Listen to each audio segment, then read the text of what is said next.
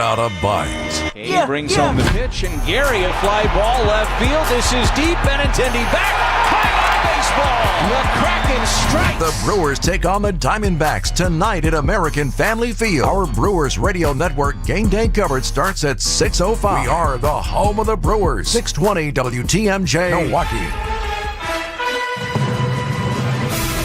It's 12 o'clock. I'm Greg Matzik. This is Wisconsin's Midday News. It's Wednesday, April 29th. Your top stories: searching for a sexual assault suspect. I'm Jessica Ty. Limiting the Voting Rights Act. Spotty showers throughout the day, clouds otherwise. A high of 56 inland, 50 near the lake. It's currently 44 and rainy in Milwaukee. At 12:01 from the WTMJ breaking newsroom, Milwaukee police need help finding a sexual assault and burglary suspect on Milwaukee's northwest side. The incident happened just before 8:30 in the evening of April 19th near 50th and Burleigh. Investigators say the armed man allegedly entered a home, sexually assaulted a person, then robbed them before fleeing. He's described as an African-American man between 20 and 30 years old with a slim build. Photos and video are on our website, WTMJ.com. Milwaukee Public Schools Board of School Directors approves raises for teachers. The board voted 7-1 on Tuesday to implement a 1.5% wage increase. MPS Board Clerk Tina Owen Moore. To direct the administration to implement the last, best, and final offer of an increase to base wages of all members of the MTEA bargaining unit in the amount of 1.5% effective July 1st, 2026, and 1.13% effective January 1st, 2027, reaching a cumulative increase to base wage of 2.63%. The agreement comes after a mediator declared an impasse Monday after 6 bargaining sessions. Wisconsin is taking the next step in seeking federal disaster aid after a recent wave of storms. Governor Tony Evers is requesting FEMA to conduct a preliminary damage assessment following widespread storm damage across the state. Officials say early estimates suggest the damage could exceed Wisconsin's ability to recover without federal help. The assessment is a required step before the governor can request a major disaster declaration from the president. Evers declared a state of emergency earlier this month after widespread tornadoes, heavy rainfall, and flooding. Neil Doyle, WTMJ News. In a 6-3 decision, the U.S. Supreme Court just ruled to limit the Voting Rights Act. The justices found that Louisiana's second majority black congressional district was unconstitutional because it was racially discriminatory. The White House is calling the Supreme Court ruling a, quote, complete and total victory for American voters, and says in a statement that the 6-3 decision protects civil rights. The ruling comes as the president has pushed for an unprecedented effort to use mid-decade redistricting to maintain control of Congress in the upcoming midterm elections. The president has pushed congressional Republicans to pass legislation called the Save America Act, which would require proof of citizenship before registering to vote. He's also called for nationalizing elections, but under the Constitution, the power to run elections is reserved for the states, not the federal government. Karen Travers, ABC News, the White House. And there's no indication from the Trump administration on just how long the U.S. blockade of the Strait of Hormuz might continue. When asked if the administration is considering extending the blockade, the White House reiterated President Trump's frequent statements about the war. A spokeswoman said the U.S. has met its military objectives and added, President Trump has every option at his disposal. She also said his preference is always diplomacy. The statement added that the goal is a deal that ensures Iran can never possess a nuclear weapon. The statement also describes the blockade of Iranian ports as successful, saying that it has given the U.S. maximum leverage over Iran's regime. Linda Kenyon, CBS News, the White House. Time for news about your money. The WTMJ Annex Wealth Management Market Update. A rough day here for the Dow. It's off about 320 points at 48,818. NASDAQ off about 110 at 24,552. And the S&P is lagging down about 25 points this afternoon at 7116. Annex Comprehensive Wealth, Annex Private Client, Annex Ignite. Financial planning at every level. For details, visit annexwealth.com. Sports, traffic, and weather are next. Outdoor Living Unlimited WTMJ News Time is 12:04. Sponsored by Redo Cabinets. Don't replace this spring. Reface. Kitchen remodeling projects consistently rank as one of the most valuable improvement projects in your home. I'm Mark Olson with Redo Cabinets, here to tell you that we can transform your kitchen into your vision and save you money. Now is a great time to learn about refacing during our spring sales event. During this event at Redo Cabinets, get premium cabinet facings with plenty of options for color, hardware, style, and accessories. And get free premium countertops with every refacing project. Or payments as low as $195 a month. That's right, $195 a month. Call today and book a free, no-obligation consultation. Redo Cabinets, 414-677-6417. 414-677-6417. That's 414-677-6417. Or visit us at redocabinets.com. That's redocabinets.com. Serving homeowners for over 70 years in Illinois and Wisconsin. Don't replace, reface with Redo Cabinets. Slide into your neighborhood Century Food Store to score the freshest produce, tastiest treats, and everything in between. Now through Wednesday, save on 85% lean ground chuck, $4.99 a pound. Jumbo sweet onions, 99 cents a pound. 48-ounce selected varieties Edie's ice cream, 2 for $7. 5.9 to 16-ounce selected varieties Frito-Lay Lay's potato or kettle chips or munchies, 2 for $5. Safe. What? It's a long fly ball. Every time I scan, what is happening? A leaping grab at the wall. Okay, fine, I'll play. Get a load of this watermelon. And here's the pitch. Please wait for assistance. Win Century Foods ultimate fan experiences at Milwaukee baseball games. Throw out the first pitch, hold the ribbon for the Johnsonville famous sausage race, or watch batting practice from the field. Ooh, what do I do? Complete the entry form in Century's weekly ad and return to the store. Oh, no, what happened here? Oh, self-checkout couldn't handle my heater. Here, I filled out my entry form. Gotta go. Have a great day. I'll go get the mop. Enter by August 5th. Time for a WTMJ Sports Update from the Gruber Law Office's One Call That's All Sports desk. Brewers looking for a series win tonight against the Diamondbacks in Game 2 of their 3-game series. Left fielder Jackson Churio and first baseman Andrew Vaughn expected to begin rehab assignments tonight for AAA Nashville. Until they return, you might see more of Tyler Black, who was recalled from AAA about a week ago. Well, Tyler's getting comfortable. You know what I mean? He's getting himself, but he's got 5 hits and 4 of them aren't over 50 miles an hour. But I love it that he's getting hits because then the confidence rolls a little bit, and then he can settle in and realize he belongs. Coverage of tonight's game begins at 6:05 on WTMJ. And the NBA is proposing an anti-tanking reform that would expand the draft lottery to 16 teams beginning in 2027. The proposal would flatten the odds for all teams involved and forbid consecutive top 5 picks or back-to-back number 1 picks. This year's draft lottery will be conducted May 10th. Checking out the roads with your WTMJ Time Saver traffic. We do have one incident. The ramp from I-94 East to I-43 North. The right shoulder is blocked. There was a fire out there earlier. I can tell you the flames are out, the car is gone, and just like that, moments ago, the only thing that was left was one emergency responder with his or her lights on still in a pile of ashes. That emergency responder is now gone. The pile of ashes is out there, but traffic is flowing freely. We like that development. Well, kind of a rainy and cloudy day. Spotty showers throughout the day. Otherwise, mostly cloudy. High 56, 50 near the lake. Tonight, partly cloudy, a low of 37. Slight chance of a morning sprinkle on Thursday, then clouds return at a high of 50 degrees. Partly cloudy and cool on Friday, high of just 48. Sun returns Saturday and Sunday with high of 52 on Saturday, 61 degrees on Sunday. It's currently 44 and rainy in Milwaukee at 12:08. Live from the Annex Wealth Management Studios in downtown Milwaukee, it's Wisconsin's Midday News, making stories come to life.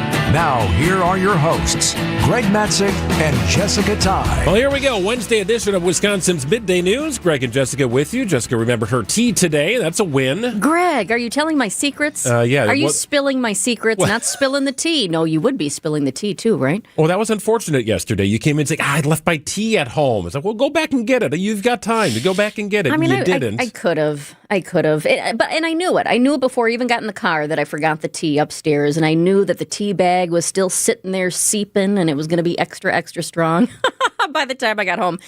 But I just, time is of the essence. Time is money, as they say, right? well, welcome back, and glad you're at full strength. Here we go. It's now at noon on Wisconsin's Midday News. He is banned in Dane County, Wisconsin, but he'll be there today. The leader of the group that broke into Ridgeland Farms last month and tried to break in again 10 days ago has a preliminary hearing this afternoon. Wayne Shung is due in court at 3 p.m. today. He's allowed back in the county for his court proceedings. Shung organized the animal rights activists who took more than 20 beagles from the breeding and research facility in March, then went back to get all the dogs last week but didn't succeed. The activists were able to breach new reinforcements put up but couldn't get inside the buildings. Shung told us he believes he's rescuing the dogs from abuse. There's no party in our country today more powerless than a puppy inside a research facility at a place like Ridgeland Farms. Ridgeland Farms breeds beagles for biomedical research. The company denies any abuse. A jury has found Shung guilty in the past. He has a felony conviction for similar protests at two businesses in Sonoma County, California. In one case, his group took ducks. In another case, they took chickens. Shung spent time in jail and was ordered to pay restitution to both companies. Well, the NCAA is messing with the tournament.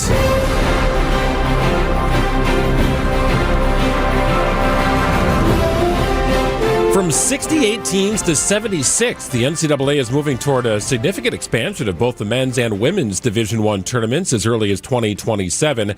The men's tournament last expanded to 68 in 2011. This was the birth of the first four. The first four consisted of 8 teams and 4 games, with the winners advancing to the 64-team bracket. Well, the new system is going to increase the first 4 to include 24 teams and 12 games, with the winners, again, advancing to the 64-team bracket. In short, the look of your bracket's not going to change. That's going to stay the same, but there will be more teams vying for a spot in the bracket. So proponents of this are saying 91 schools have joined Division I college basketball since the field of 64 was established in 1985. 91. So the NCAA believes this tournament growth is necessary to maintain appropriate access. Meanwhile, you've got some of the smaller conferences saying, well, wait a minute. This hurts us because now these mediocre teams from the power conferences are going to likely have a seat at the table when it comes to those extra spots. So the mid-major conferences such as the Horizon League, which is home to UW Green Bay and Wisconsin-Milwaukee, not feeling this as much. It feels a little more like a money grab where the rich get richer. You said the look of your bracket will not change. Here's the thing. I would like next year my bracket to look differently. You want Indiana to be involved? I would like Indiana University to be back in the mix. Well, this is a big deal. The Supreme Court just issued a landmark ruling on a key section of the Voting Rights Act. ABC's Stephen Portnoy is in Washington. The case was about the drawing of majority black congressional districts in Louisiana. The court's 6-3 holding strikes down that map as an unconstitutional racial gerrymander. Section 2 of the Voting Rights Act survives, but it's now been significantly weakened by the court. The law seeks to ensure that minorities are entitled to equal participation in voting, but Justice Samuel Alito's opinion, co-signed by his 5 conservative colleagues, is likely to limit enforcement of Section 2 and help Republicans in their efforts to redraw districts that now include large minority populations. Just yesterday, a panel of judges dismissed a second lawsuit challenging Wisconsin's congressional maps. It's 12:13 on WTMJ. Some great initiatives and new funding models here for the United Way of Greater Milwaukee and Waukesha County. We'll dive through some of the details after this.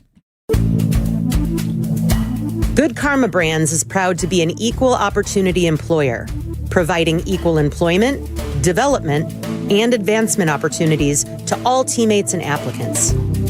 To learn more about careers with us, please send an email to talentacquisition@goodkarmabrands.com. That's talentacquisition@goodkarmabrands.com.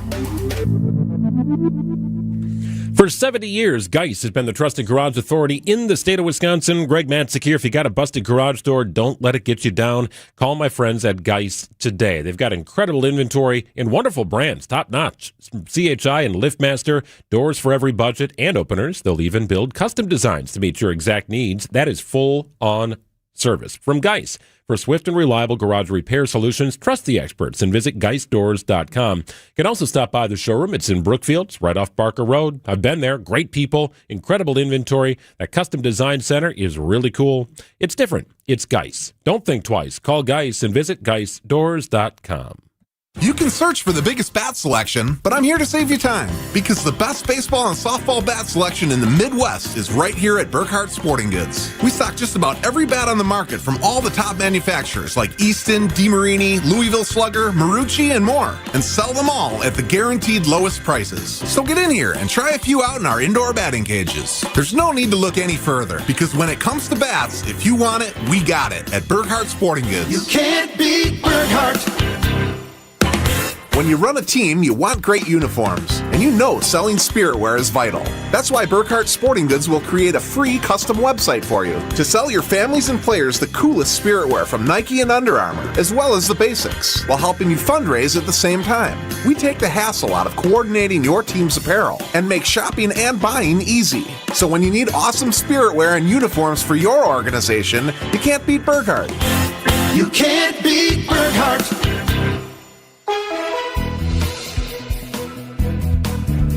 Well, kind of a rainy day here. Rain is going to be part of the forecast here for a good portion of the afternoon. After that, clouds return. You might see temperatures in the mid-50s inland, a little cooler near the lake. Overnight low of 36 degrees. Tomorrow's high, 52 degrees. Could have some morning rain, otherwise partly cloudy throughout the day. It's 44 and rainy in Milwaukee at 12:16.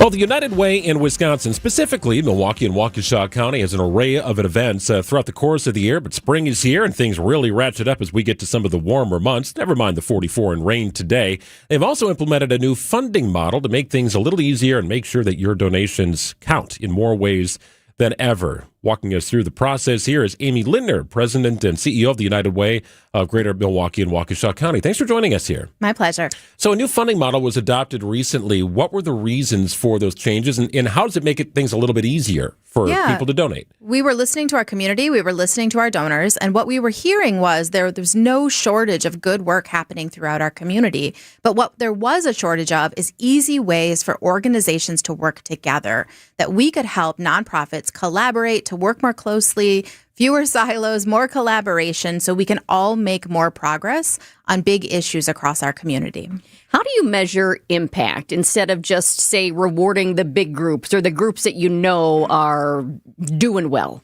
Each of our 4 key initiatives has specific metrics that we measure. And when we're inviting organizations to apply for funding from us, we work collaboratively with them to be really crystal clear about what those measurements are going to be. So as organizations can demonstrate to us that they can help us drive progress towards those big community-wide goals we've set, that's where we want to put the funding. That does mean sometimes large organizations are going to be well positioned because they have capacity to do a lot of work. But we also want to make sure we're hitting every corner of our 4 counties. And so there are often kind of smaller, scrappier nonprofits in certain niche communities where they are exactly the right partner for us to make sure our work is reaching everybody who needs us. So, Amy, do you have any recent examples of how this is working?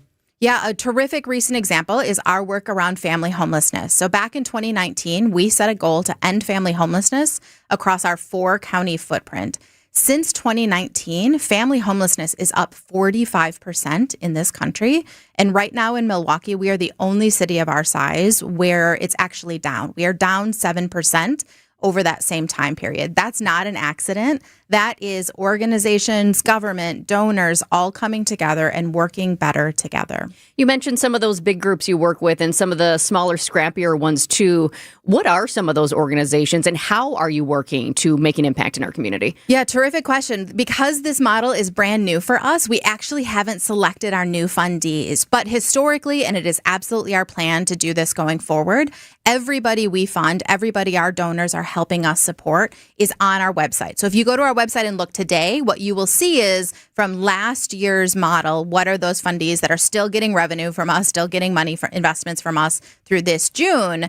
But it'll be July 1st of this year that we start these new investments. So anybody who wants to know, hey, did so-and-so get investments, or are you helping to support the work of such and such? Our website can always answer that question. I do see a little tab on your website as well that specifically says data and results. I like that. Just go ahead and click that one. Well, what is the process like for some of those smaller or scrappier nonprofits that you mentioned in reference? I'm sure some of the bigger ones out there know exactly how to get in touch with the United Way and be a part of the process. process in a given year. But some of those smaller ones that are just getting started and kind of new to this world, how do they find you? How do you find them and make sure that collaboration process is carried through? We had such an intentional process in reaching out to nonprofits, particularly in this newest funding round. We knew that we had this historical model, that we were maybe a little heavy in the largest organizations. And so we really wanted to make sure our outreach was really terrific as we were opening this latest invitation to apply. We had hundreds of organizations across the community apply. We tried to make sure that barrier to entry was very low on the front end. We didn't have a 57-page application. It was a really simple letter of intent. And as organizations kind of made it through the process, one of the things we did is always invite a conversation as part of the process. So if you missed something on the application, if you answered a question just not quite clearly enough or not with the kind of data that we were looking for, those conversations helped us make sure we were doing a level playing field for any organization that was interested in getting funding from us. And because of this new model, going forward, we're going to be working so much more collaboratively than we did historically, which means as organizations are running into a barrier, they're maybe lagging behind on their numbers, we're not interested in pulling the funding. We're interested in working collaboratively to help organizations learn from each other, for everybody to do their best work, because that's how we get to the end goals. Earlier, you mentioned homelessness, and that is a challenge in Milwaukee, as it is in other big cities across this country. What are some of the other challenges? I feel like we hear a lot about mental health right now, and we hear a lot about transportation as well. What are you seeing in the community? You've got your fingers so on the pulse. So we have 4 key initiatives at United Way right now. One around homelessness, and we'll set a new goal that we'll announce to the community on homelessness in August at our kickoff this August. We also have one around employment. We have one around the digital divide and making sure everybody has the technology they need to participate in the modern economy. And exactly as you highlighted, we have one on mental health. So we have a youth mental health strategy where we are currently working with 16 high schools across our 4 county footprints, soon adding, I believe, if our board approves, 5 additional high schools in this cycle, where we're helping each of those high schools transform their own culture around mental health. So kids in high school have a better environment, have better access to resources, and frankly need the support, get the support that they need to launch to whatever's next, career, college, whatever might be next. We know those high school years are so formative, and our donors are helping us have a big impact. As you mentioned in transportation, in our employment strategy, one of our key pillars is transportation and investing in innovative solutions that are helping people bridge the gap between where they live and where a good family sustaining job might be available to them. We want to make sure we're helping employers get the staff they need to do their great work, and people work for those great employers. It is amazing how intertwined all of those pillars are, right? As you were mentioning them, these are not separate silos. You could put an arrow pointing from one to the next, and how, your ability to have access to technology or transportation leads to that opportunity to potentially have a job. Having a job potentially leads to stable housing, right? I mean, it's just so cyclical. I'm sure that's not a coincidence or by accident. It's like you're applying for a board position as we speak. That is exactly right. So we absolutely want to be thoughtful in these issue selections. And when we pick the right issues, and we are able to achieve our goals, thanks to our great partners, thanks to our great donors, what should be happening is it should be making other things go better for individuals, for families, and our community as well. And as we achieve those goals, that lets us pick our head up and to scan the horizon and say, what's the next important, urgent issue in our community that we think we are the right backbone to help bring people together around to solve? United Way of Greater Milwaukee and Waukesha County also has a number of great events coming up here in the next month, which is just days away at this moment. One of them is a laptop distribution event. Who qualifies for a laptop? Because I know we've got some people listening right now either saying, oh my gosh, somebody in my family could really use one, or I know somebody in somebody else's family. I mean, that's a big deal. You bet. If you're in our 4 county footprint, so Milwaukee, Waukesha, Ozaukee, and Washington counties, please go to our website and look for that very clear link on our TechWitty page. We've set a goal to give out 50,000 laptops by the end of this initiative. We're about halfway there. We've given actually just over 26,000 laptops so far. So we are working with, I think we're at 30 plus nonprofits around the community. And as you're pointing out, we have distribution events at our site as well. You can't just show up that day. You do need to have kind of your slot in line to do that. Sure. So you can start that process on our website, or you can call 211, or you can call our office, and people will be really excited to help you do that. On any given distribution day at our office, we're typically giving out 400 to 500 laptops. So as you said, people who need them, please get in touch with us. The other thing I would say is we really rely on volunteers to help make those days go well. You have no idea how rewarding it is to be the person handing a laptop to somebody who really needs it. And our volunteers, we're actually there are fewer and fewer volunteer slots available because people keep coming back because it feels so great. So we do need still just a couple of volunteers still for this Friday's event. So if you're listening to this and you're like, wait, I've got a couple hours on Friday, that sounds kind of fun, please go to our website. We'd love to have you join us. And such great information. Thanks for all the work you do in trying to solve some of the issues that we have here in southeastern Wisconsin and all quadrants of Milwaukee and Waukesha County. Amy Lindner, President and CEO of the United Way of Greater Milwaukee and Waukesha County, joining us in studio. We appreciate it, Amy. Thanks, you. Amy. Thank you. 1225 on WTMJ, Wisconsin's Midday News Podcast is built by Siding Unlimited. Subscribe wherever you get your podcasts. We've got news coming up in just a few. Here's to sweet summer days together with friends and family in Wisconsin. To discovering magic in every moment. Hey, Mom, over here. And to reconnecting through a world filled with wonder. Wow. Here's to supper club celebrations and dancing until the sun goes down. Here's to those who Wisconsin. Plan your summer getaway at travelwisconsin.com. I have had it with these monkey-fighting snakes on this Monday to Friday plane. They put all these snakes on a plane just to get sent back without a bite. He brings home the pitch, and Gary, a fly ball left field. This is deep. Benintendi back. High baseball. The Kraken strikes. The Brewers take on the Diamondbacks tonight at American Family Field. Our Brewers Radio Network game day coverage starts at 6:05. We are the home of the Brewers. WTMJ. CDC is out with new data today regarding the quantity and quality of sleep we get. Bottom line, we're not getting enough. Jessica Ty for Steinhoffels. Invest in the sleep your body deserves and get $300 in Steinhoffels cash with a Tempur-Pedic mattress purchase. At Steinhoffels, experience the unmatched comfort and support of Tempur-Pedic mattresses designed to adapt to your body and help you wake up feeling refreshed. Upgrade your sleep experience when you add a smart base that automatically adjusts to snoring. How great is that? Because better nights lead to better days. Celebrate Sleep Awareness Month and sleep better. Relax. It's Steinhoffels. A happy place comes in many colors. Whatever your color, bring happiness home with CertaPro Painters and make your happy place your home. CertaPro Painters, that's painting happy. During our spring sales event, get 10% off any home painting project, $2,500 or more. When you schedule before May 15th at participating locations, get started today at CertaPro.com. Each CertaPro Painters business is independently owned and operated. Contractor license and registration information is available at CertaPro.com. And now, about your house. Eric Brown is the president of Siding Unlimited, your contractor for new windows, roofing, siding, decks, and a whole lot more. He knows about your house. So what do you know, Eric? Recently, Siding Unlimited installed new windows in a home, and the homeowner loved the experience. Linda W. said, I was extremely satisfied with the service that was provided by Siding Unlimited. I had a new roof and new windows installed in my house.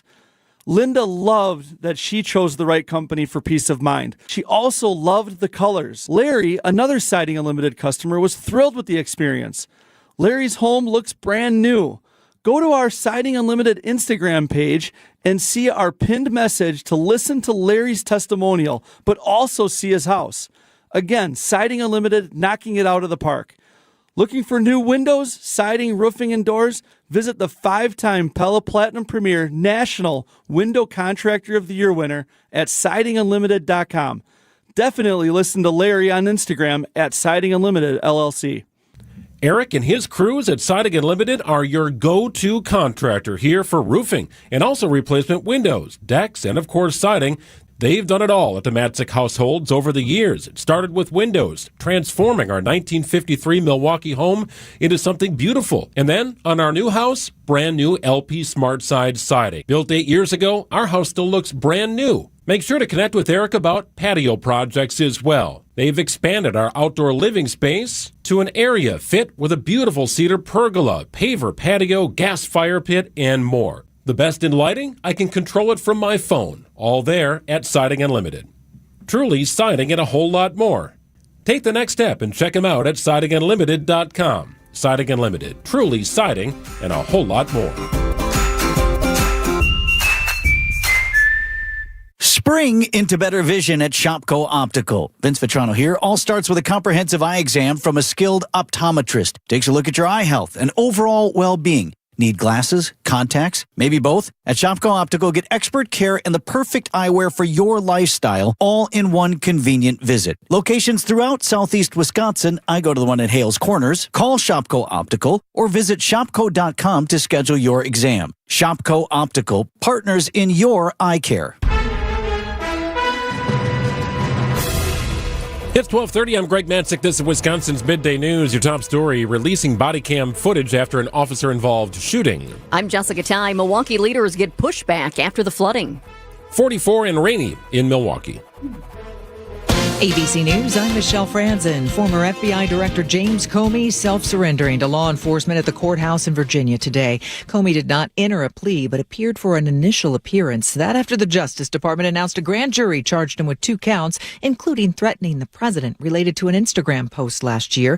Comey maintains he's innocent. The Supreme Court ruling against a key section of the Voting Rights Act, finding the drawing of a majority black congressional district in Louisiana was unconstitutional. Here's ABC's Mary Bruce with reaction. There is no question that the president, we have seen him and other Republicans backing these efforts in many states across the country ahead of the midterms. And now this will set off an opportunity for other states to try and follow suit. And it certainly could reduce the minority voter influence across the country going forward. Today, Florida's State House approved the bill with the new proposed congressional map that could favor Republicans in the midterm elections. It now heads to the state Senate. This is ABC News. Outdoor Living Unlimited, WTMJ News Times, 12:31. Milwaukee police releasing new body cam video from an officer-involved shooting earlier this month. Fire! Shots fired! Shots fired! Shots fired!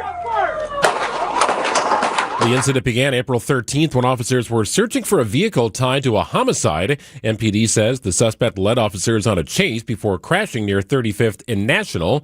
Officers returned fire, striking the 31-year-old suspect, who later died. No one else was hurt. 8 officers are now on administrative duty as the investigation continues. The former Sun Prairie High School Dean of Students gets 18 years in federal prison for producing child porn. 31-year-old Robert Gilkey-Meissegeyer pled guilty in February to producing and soliciting child pornography. A police search of Gilkey-Meissegeyer's phone revealed sexually explicit videos and photos of students at the high school and children from the internet. He originally joined the Sun Prairie School District in 2022 and remained until he was terminated in 2025. The prison term will be followed by 25 years of supervised release. Elizabeth Linton in WTMJ News. Federal government is suing the state of Wisconsin after the state targeted online prediction markets. Last week, Wisconsin Attorney General Josh Kaul filed a lawsuit accusing companies like Coinbase and Robinhood of enabling illegal sports betting. The dispute centers on so-called event contracts, where people put money on the outcome of real-world events. Now, the Commodity Futures Trading Commission says those platforms are federally regulated financial markets, not gambling. The agency has filed its own lawsuit, arguing Wisconsin is interfering with the federal law. The case could determine who controls these growing markets moving forward. Nazir Spencer, WTMJ News. Milwaukee's infrastructure leaders face serious challenges after numerous serious flooding events in the past year. Facing frustration from people amid record-setting rainfall this month, Sewerage District Executive Director Kevin Schaefer acknowledges flood prevention mechanisms have been pushed to their limit. 15 inches of rain, 7 inches of rain. There's no system in the country that can handle that much rainfall. On top of record rain, leaves and litter clogging drains is exacerbating problems. Starting this fall, leaf pickup will now shift to a bagging system along with an updated street sweeping schedule. At City Hall, Adam Roberts, WTMJ News. And over 1,000 kids have been tested for lead exposure since NPS started offering lead testing clinics. Novir Clinical Manager Halia Boquist tells WTMJ. What we're doing is making a difference because we are catching those kids that might not be caught, and might not have any supportive services. So ultimately, I think what we're doing is really great, and I'm hoping that we can continue to test as many children as possible. NPS will conduct 2 more clinics before the end of the school year. The next one scheduled for McDowell Montessori on May 19th. The Brewers are going for a series win tonight. Sports, traffic, and weather are next. Outdoor Living Unlimited WTMJ News Time is 12:34. The Milwaukee Auto Show is back.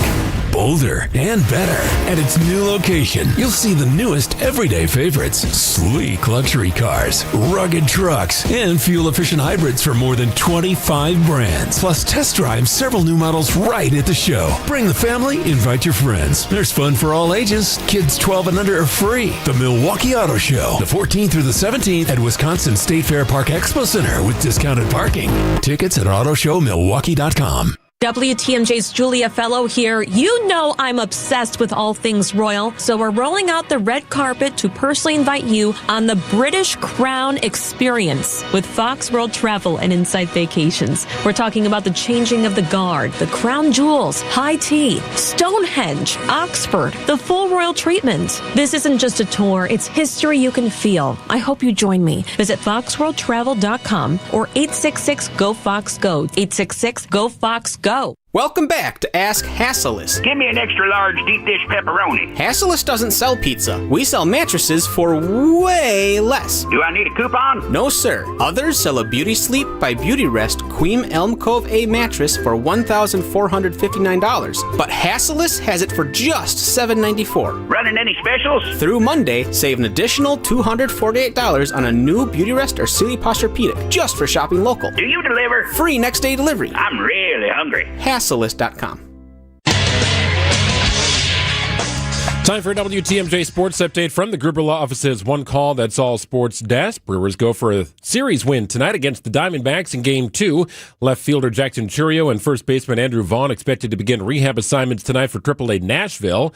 Until they return, you might see more of Tyler Black, who was recalled from AAA about a week ago. Well, Tyler's getting comfortable. You know what I mean? He's getting himself, but he's got 5 hits and 4 of them aren't over 50 miles an hour. But I love it that he's getting hits because then the confidence rolls a little bit, and then he can settle in and realize he belongs. Coverage of tonight's game begins at 6:05 on WTMJ.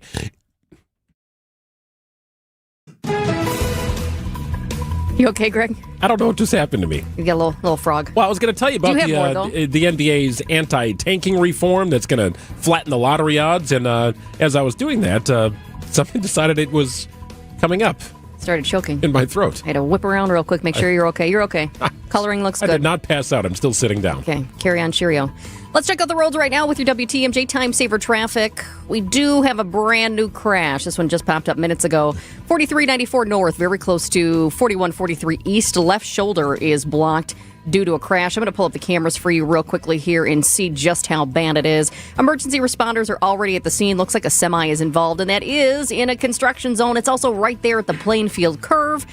It's a bit of a tricky spot, so hopefully everybody's okay, and hopefully that clears quickly. But right now, bottom line, right there at the Plainfield curve, left shoulder is blocked due to a crash.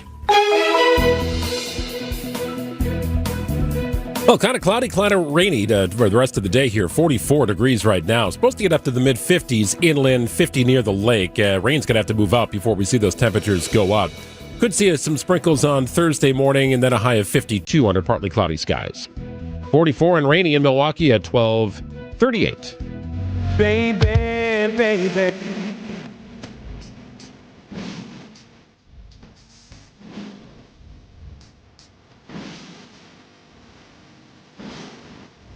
No, this is not AI generated. This is the real deal, but we do put it on our chief Washington correspondent, Scott McFarland from the Midas Touch, to take us down the path. What are we listening to today, Scott? Because I don't know, and I don't know if Jessica does.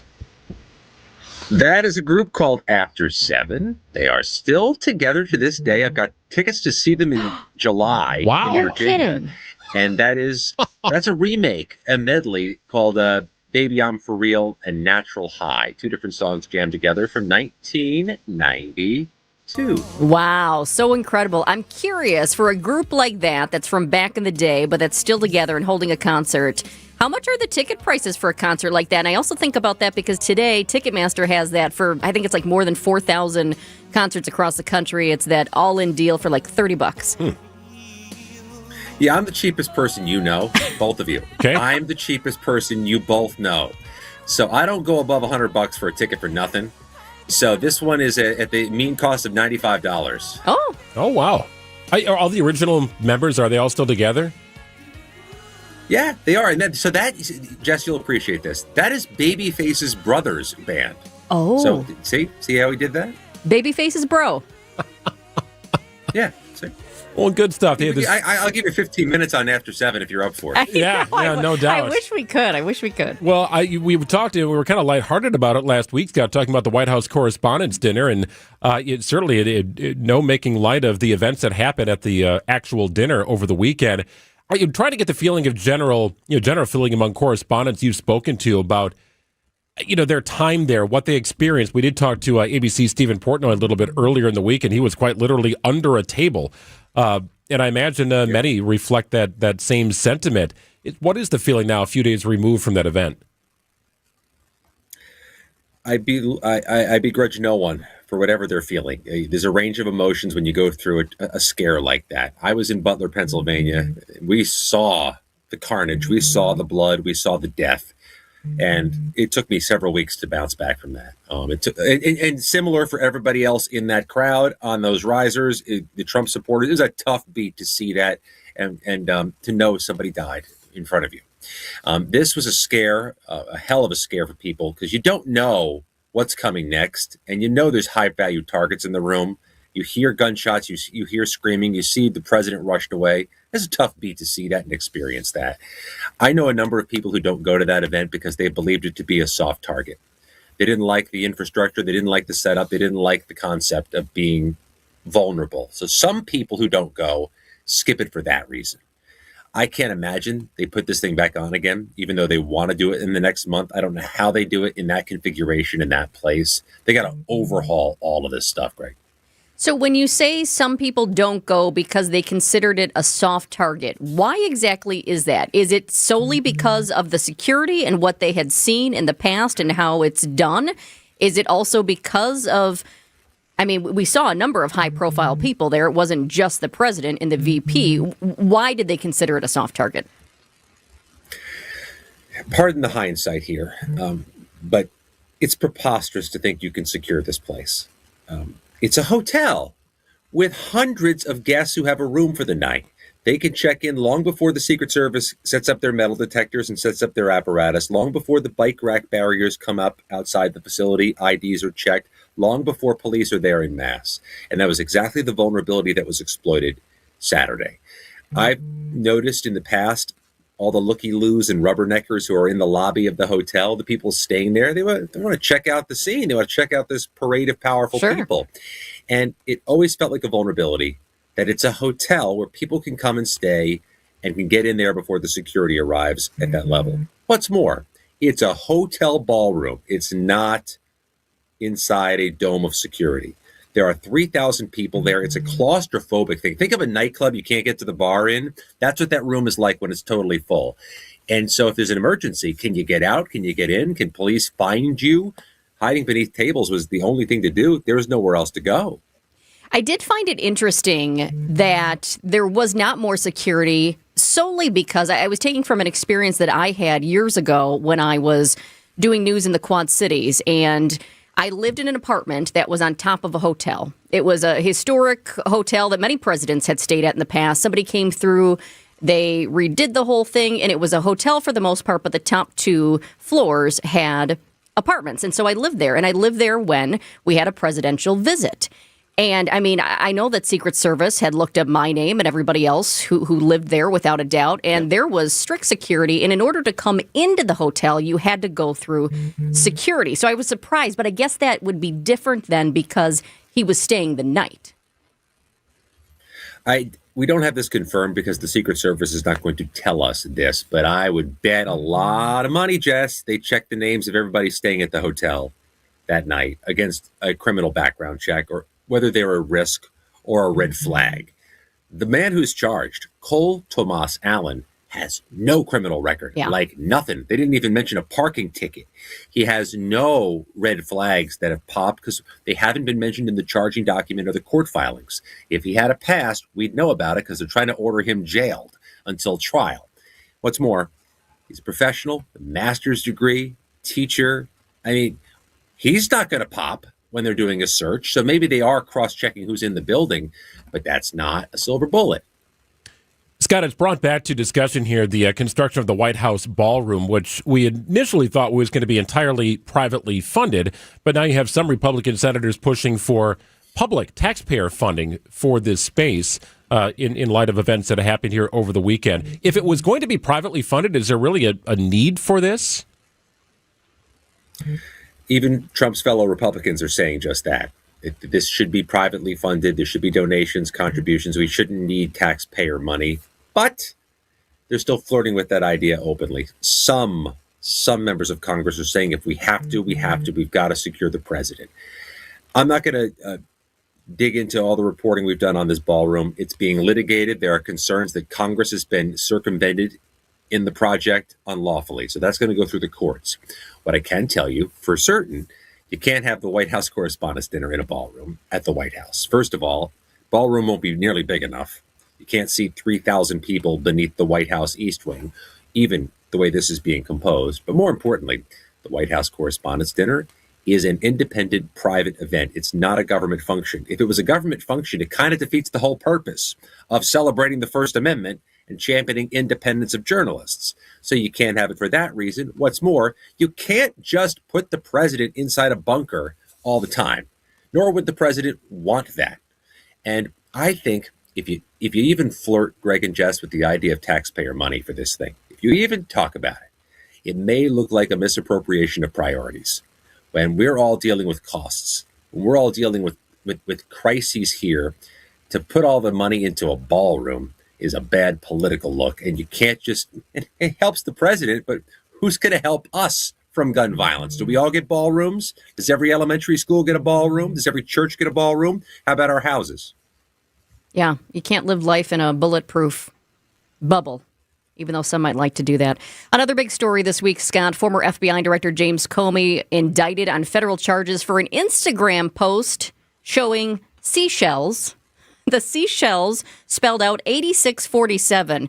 I wish we could poll everybody, all the demographics, all the different ages, and see if they have any idea what this could possibly mean. What are your thoughts on this post and the indictment? James Comey just appeared a few minutes ago at the federal courthouse in Alexandria, Virginia. That's not where this case is charged, but that's just down the street, proverbially, from where James Comey lives. So it was convenient for him to self-surrender there, so he didn't have to get handcuffed and walked into a different courthouse. He's been processed there, but this case exists in the Eastern District of North Carolina, which is near the Outer Banks, near the beach, where the seashells were arranged into the numbers 8647. I have yet to find a person affiliated with the Department of Justice willing to talk to me who is going to say this is a strong case. This thing looks preposterous on its face, and could be, if not will be, easily dismissed by a defense request to a judge or knocked down by a trial jury. You have to show so many things to prove this was a threatening message. And the fact that, first of all, he didn't necessarily arrange the shells himself. He just saw them and photographed them. And the fact that this is such a provocative set of allegations and such a thin charging document. And then he took the post down. It's not much there. He took the post down, saying he didn't even realize what some people might think it meant. Yeah, the FBI director is kind of arguing that the other way. That shows he knew something was wrong with it. He'll argue it the other way in his defense. A couple things to keep in mind. A grand jury did indict him. And we do believe in the grand jury system in America. We do stand by it. Grand jurors saw enough to put this charge forward.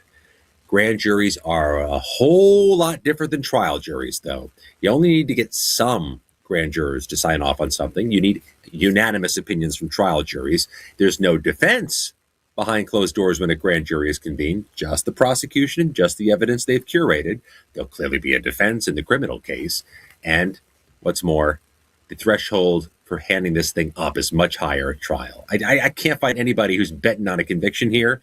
And what was telling to me, Jess and Greg, Trump's most ardent ally here at the Capitol, where I'm seated, is a Texas retiring Republican named Troy Nehls, who champions Trump every time he opens his mouth. He said this case looks sus. It totally does. And I think I'm using sus correctly.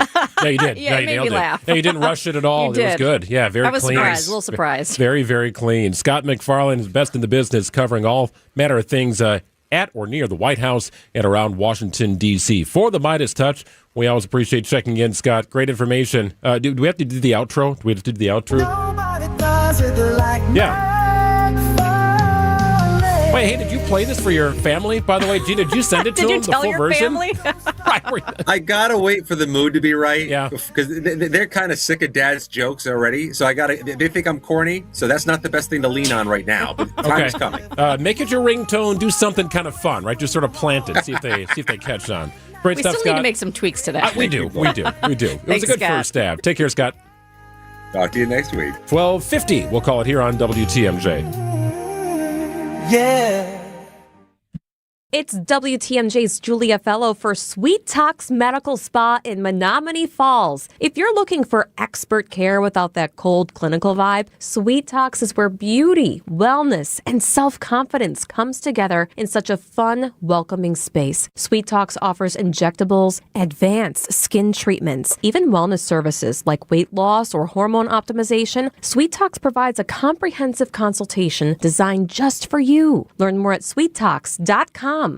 Hey, Greg Manczyk here. I want to tell you about my friends at the Hounds and Tap. If you are a dog owner and have not connected with the Hounds and Tap, hey, you're missing out on a great opportunity for daycare, boarding, and grooming service all right there under one roof. You could do full-on spa days or maybe just a nail treatment. Whatever the case, top-tier services are available for your dog at the Hounds and Tap in Menominee Falls. And it's a great place for you to hang out as well with that indoor-outdoor tavern. You can watch a ball game. You can grab some food off the food truck, grab a nice cold drink, and just sort of hang out at the Hounds and Tap. Their indoor-outdoor tavern, all their top-tier services right in the same place, a 12,000-square-foot facility.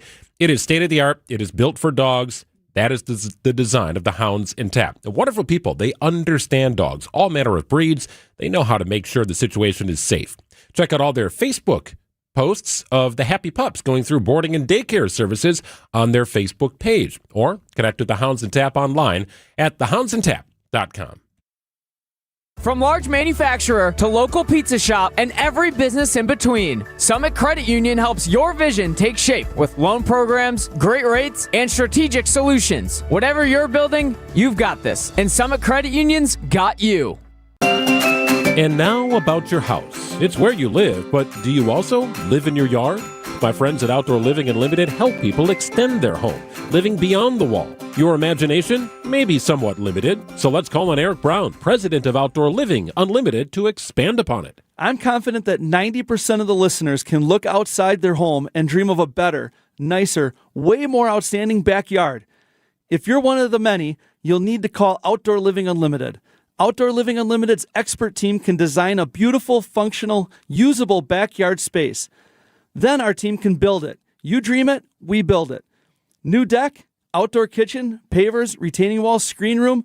How about a must-see automated pergola that doubles as a screen room? Picture this, a pergola that allows the sunlight through the slats, but with the press of a button, those slats close and now you have protection. Another press of the button and the screens roll down. There's your screen room. The ideas are endless. We recently built a brand new deck with a screen room pergola on top and stairs that lead to a paver oasis complete with a fire pit and seat walls. Amazing.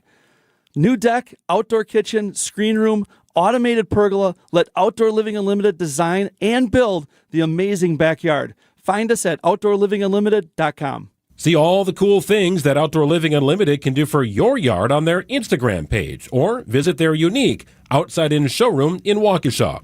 And if you're looking outside of your home, dreaming of a more beautiful and functional, usable backyard, well, Outdoor Living Unlimited can design and build you an amazing showstopper of a deck, patio, complete with pergola and fire pit, just like they did for us. With expert care, Outdoor Living Unlimited installed a beautiful paver patio, complete with land and stone retaining wall, all sorts of space, room for a built-in kitchen, and complete with a gas fire pit. It's where we spend all of our time. Visit OutdoorLivingUnlimited.com. Get started with your no-hassle refi checkup by clicking on the blue button at Accunet.com. Rain falling here in southeastern Wisconsin. In fact, the bulk of the state is wet right now. Up to 55 degrees inland once the rain clears out. 50 closer to Lake Michigan. It's currently 44 and rainy in Milwaukee at 12:54. All right, well, the first of 3 chicks in the 2026 peregrine falcon nesting season have hatched. Good news here, right? They're hatching. Cute little things, aren't they? They're adorable. They're absolutely adorable. There is a live nest cam that's 24/7. It goes if you go to We Energy's website. There's more than one. Yes, it looks like 3 from what I can tell. It looks like the mother is attending to her newly born chicks here. The peregrine falcons just born, and we have reason to celebrate. So We Energies has this naming contest, of course, and we joked about this last week because members of the media here in Milwaukee, the Milwaukee area, are included in this. So you could have a peregrine falcon chick named after you if you're a member of the media. Egg Matzik. Or it could be Jessica Fly. What was yours? That's what I had suggested. Well, I didn't suggest because they didn't ask us. They didn't ask us for our input. But That's mine right. is they gave me Jessica Tweet. Oh, yes, that's right. Which I think is fine, but I think Jessica Fly for Jessica Ty would have been good. So We Energy sent out a little update on the voting here because anybody listening here, can vote. Okay. So we've got an update. So the clubhouse leader from each media outlet included Brian Nansky in honor of our guy Niz. That was a good one. I thought that was pretty good. We also, from WTMJ here, Vince Falcono.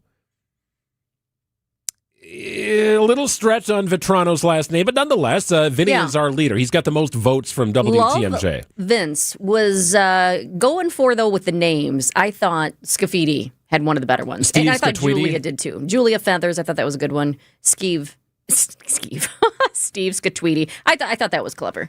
It is good, no doubt. And it looks like Vinny is our leader. And he is in so many different ways, isn't he? But yes, you can vote here. If you go to the We Energy's website, vote as many times as you like between now and Tuesday, May 5th.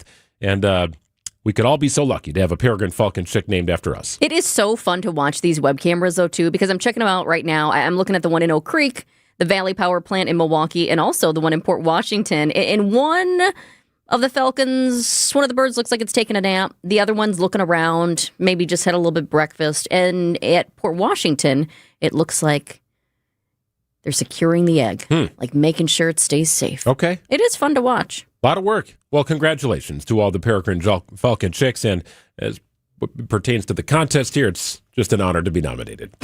It's 12:56.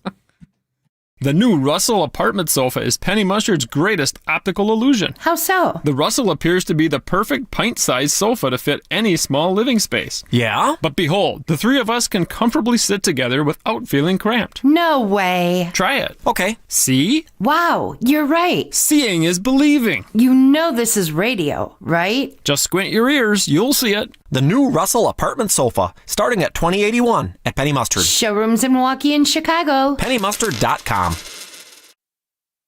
Hey, step up to the plate and take a shot at winning major prizes in the $300,000 Big League Series at Potawatomi Casino Hotel, Milwaukee. Now through June, you could win a share of $300,000 in prizes. Got to be a rewards member, so you'll want to get that activated, and you can play.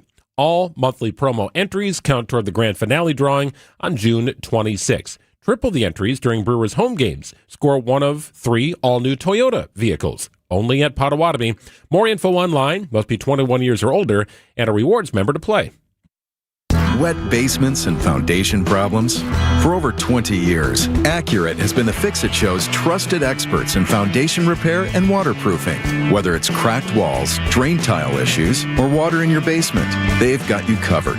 Don't wait until the problem gets worse.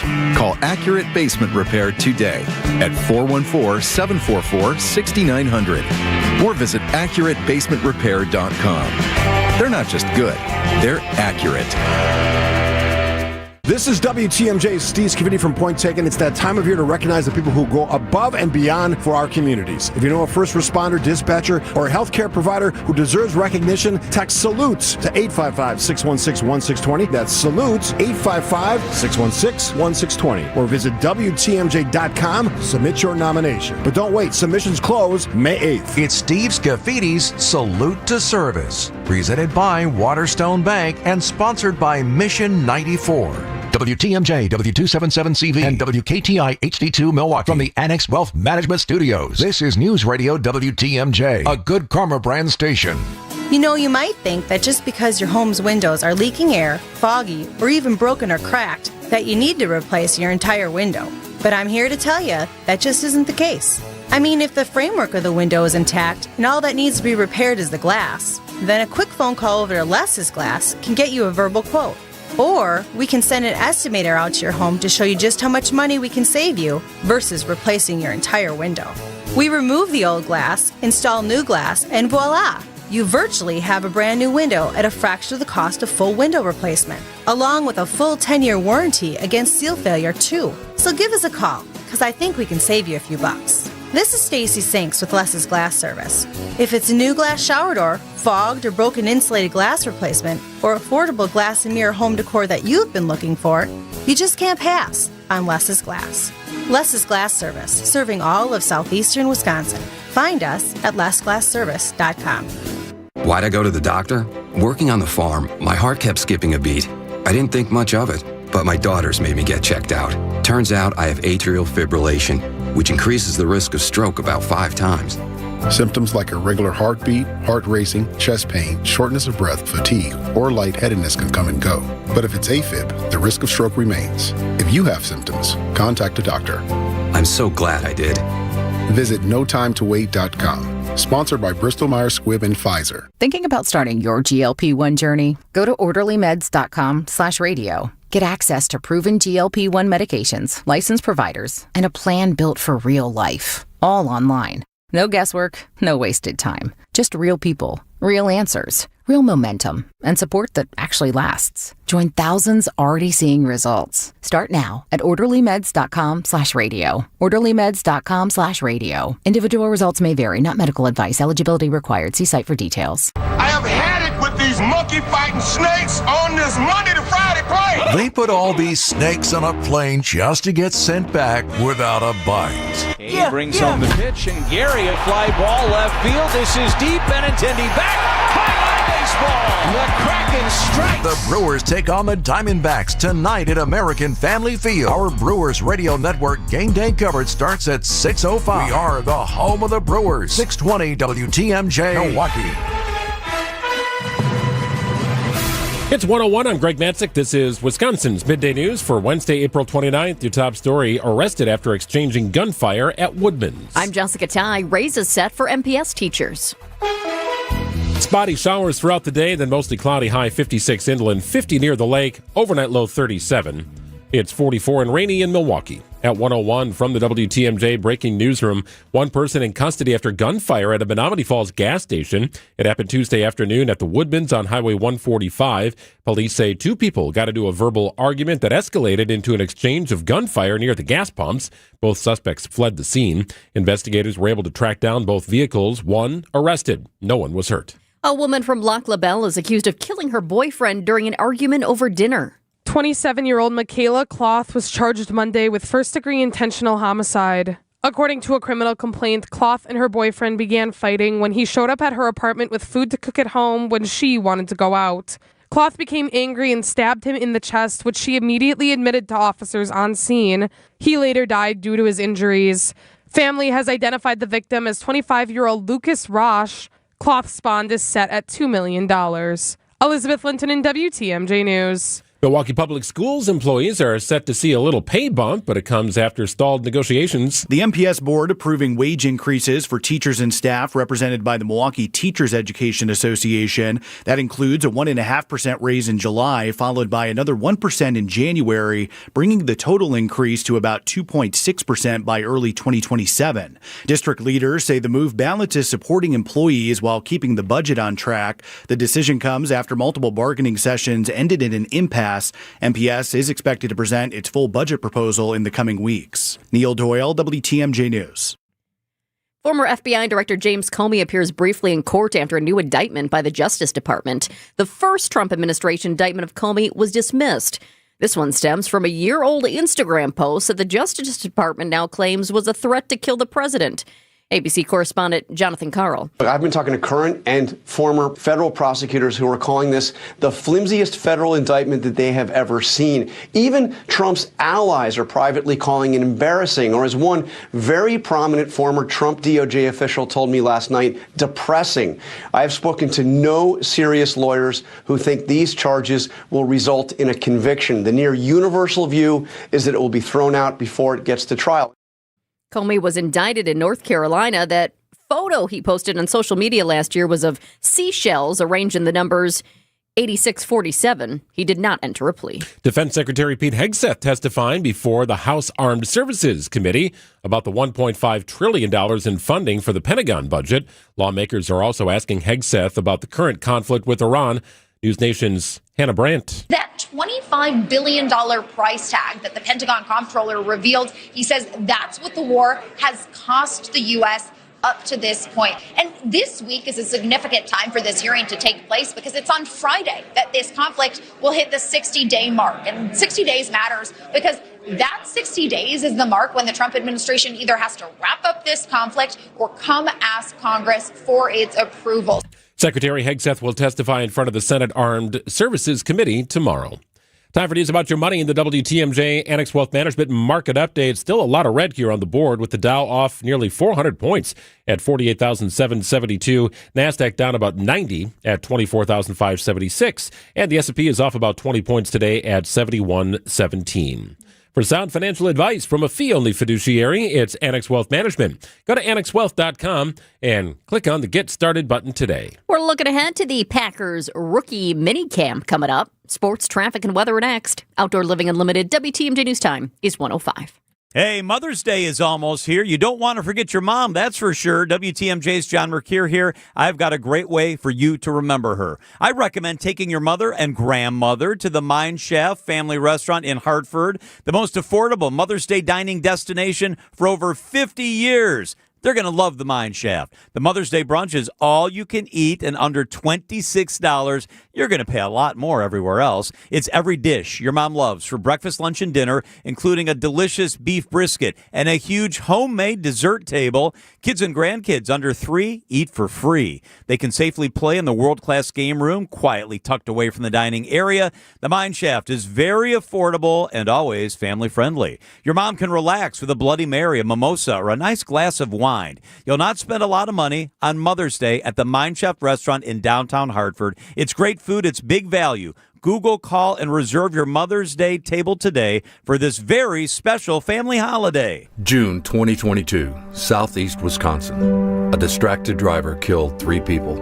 And in that single moment, it affected many more. The grandmother. And my heart sank. Their lives are forever lost. Pastor. That was the most difficult day of my entire ministry. Sister. I lost my best friend. Distracted driving affects everyone. Buckle up, phone down. Brought to you by the Wisconsin Department of Transportation. Get the help you need Saturday morning with How To Radio.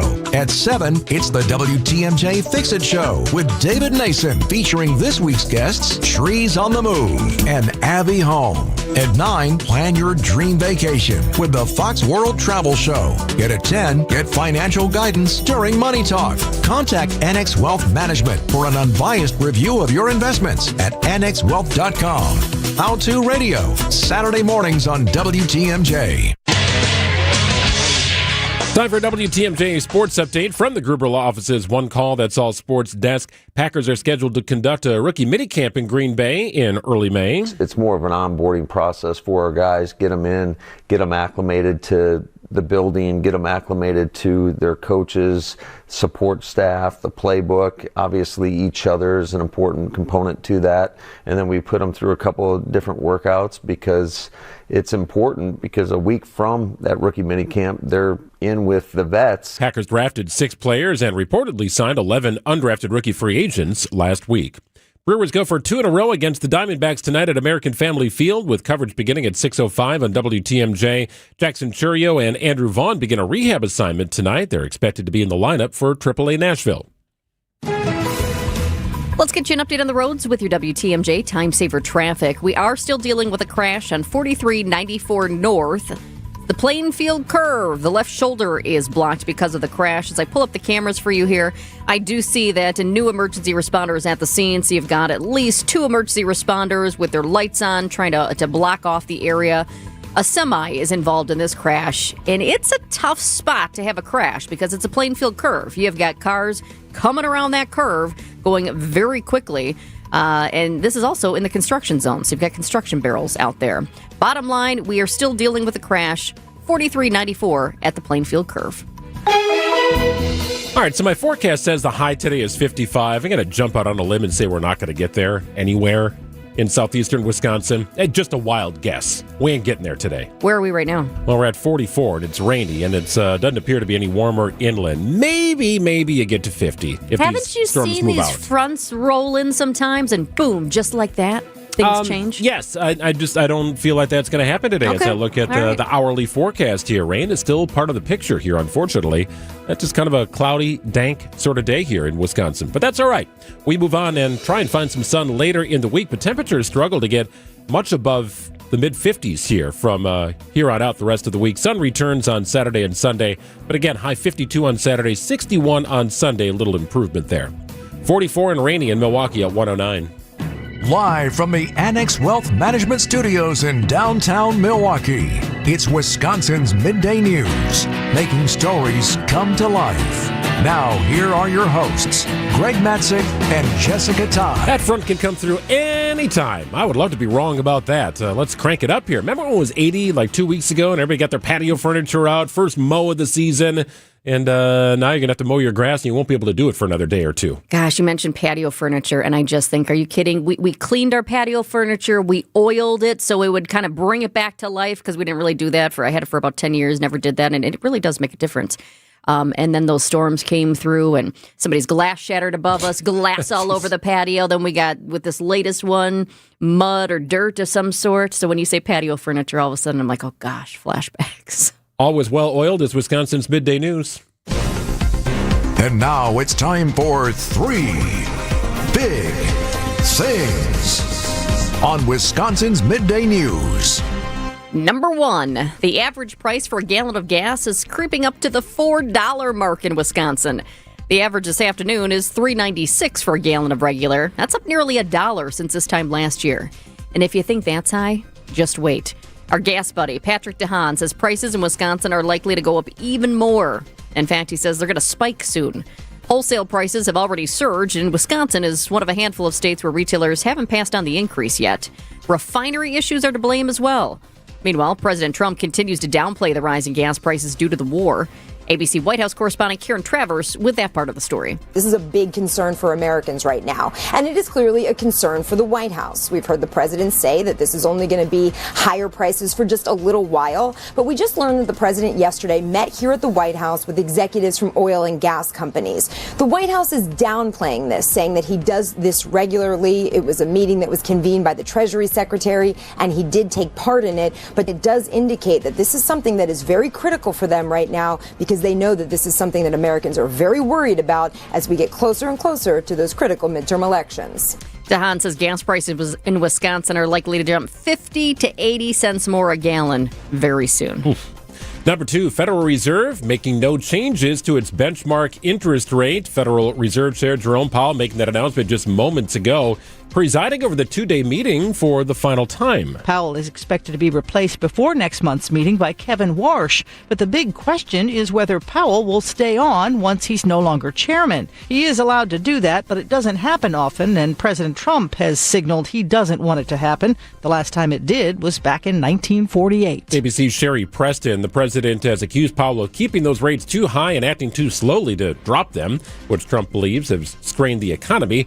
But as an independent agency, the president really has no direct control over Federal Reserve decisions. Meanwhile, economists do believe there could be a rate cut at some point this year, either in September or December. Number 3, the CDC is out with new data regarding the quantity and quality of sleep we get. ABC Chief Medical Correspondent Dr. Tara Narula has the numbers. This was a CDC report that looked at survey data from 2024, and they in fact found that about 30% are getting under the recommended 7 hours of sleep. About 15 to 18% report having trouble falling asleep or staying asleep, and they also found that only 55% of us wake up feeling refreshed and ready for the day. About 13% of adults are trying to use some sort of sleep aid to help them. Your best bet is a calm, quiet wind-down routine in a cool, dark room. You also want to put away devices, exercise during the day, and avoid large meals, alcohol, and caffeine before bed. But easier said than done. I get it. Did you say wind down or wine? No, wind. Down. Okay, very, very big difference there. Wine would be the alcohol that you're supposed to avoid before bed. Perhaps they are related, winding down with wine. But nonetheless, yeah, this is one of those bipartisan issues. Everybody likes quality sleep. Some people get 8 hours, but it's really choppy and it's broken. You're better off getting 5 solid hours than you are the broken 8 hours, because you kind of get those cycles are repetitive and it just kind of messes with you. Consistency, I think, is key when it comes to sleep. Do you have a similar routine? Do you go to bed about the same time? Do you wake up about the same time? Your body really likes that. They don't like it when you're 8 o'clock one night, midnight the next night. It wants a routine. It wants to be consistent. A cool, dark room. If it's too cold, though, I can't go to sleep. Last night was a little too cold. Couldn't fall asleep. My feet are too cold. I had to get up and I had to turn on the heat. Wearing socks to bed is no fun. Oh, here comes Gina. Gina's going to pipe in. Well, Gina doesn't wear socks ever. Okay. It is 1:14 on WTMJ. We're bumping up our weekly wellness check with Dr. Ben Weston to, 2 minutes from now, because we got Brewers baseball on Thursday. So the good doc joins us coming up after this. A huge month of Brewers baseball kicks off with the battle against the Yankees Friday, May 8th through Sunday, May 10th. Catch the crew for half off with Wisconsin First Friday game tickets on Friday the 8th. Plus, Mother's Day Sunday is the perfect game to bring the whole family with new kids experiences every Sunday. Plus, the first 10,000 fans over the age of 21 get a Brewers picnic blanket at the Mother's Day game, courtesy of American Family Insurance. Score your tickets at Brewers.com. Siding Unlimited is truly siding and a whole lot more, and they've got what it takes to beautify and protect your home's exterior from whatever Mother Nature throws at it. Greg Matzik here. Siding Unlimited did a beautiful job installing our siding. LP Smart Side siding, installed about 9 years ago. It still looks brand new. No color fading, no warping. The caulking is just absolutely perfect. It's a great product, LP Smart Side, but if it's installed incorrectly, you could be back to square one. Well, that's what Siding Unlimited does better than anyone else. Great products and great installation teams. It's a family-run business. Brothers Eric and Aaron Brown run Siding Unlimited, taking the company over from their father, who started a siding business back in the day. Well, all Eric and Aaron have done is expanded their line of services. Siding, roofing, doors, windows, you name it. They can even do wonderful things with your outdoor space. How about a patio or a deck? How about a beautiful pergola or an outdoor kitchen that you've always been dreaming about? Hosting those barbecues, you know it. It's Siding Unlimited and their subsidiary, Outdoor Living Unlimited. All right there in one beautiful showroom in Brookfield. 665 Leary Courts, where you'll find it, sidingunlimited.com. Picture this, a perfect summer evening, great friends, and dinner on the patio overlooking a beautiful course. That's Racine Country Club. More than golf, it's a place to relax, gather, and belong. A new energy is here, and you're invited to experience it. From great food to unforgettable events, it's a lifestyle built around community. Whether it's a quick 9 after work, dinner with friends, or a weekend with family, Racine Country Club offers something for everyone, year-round. Discover what's new at Racine Country Club. Visit racinecountryclub.com. Rain hangs out here for a decent portion of the afternoon. It says a high of 55 degrees. I'm not sure we're going to touch that, however, today.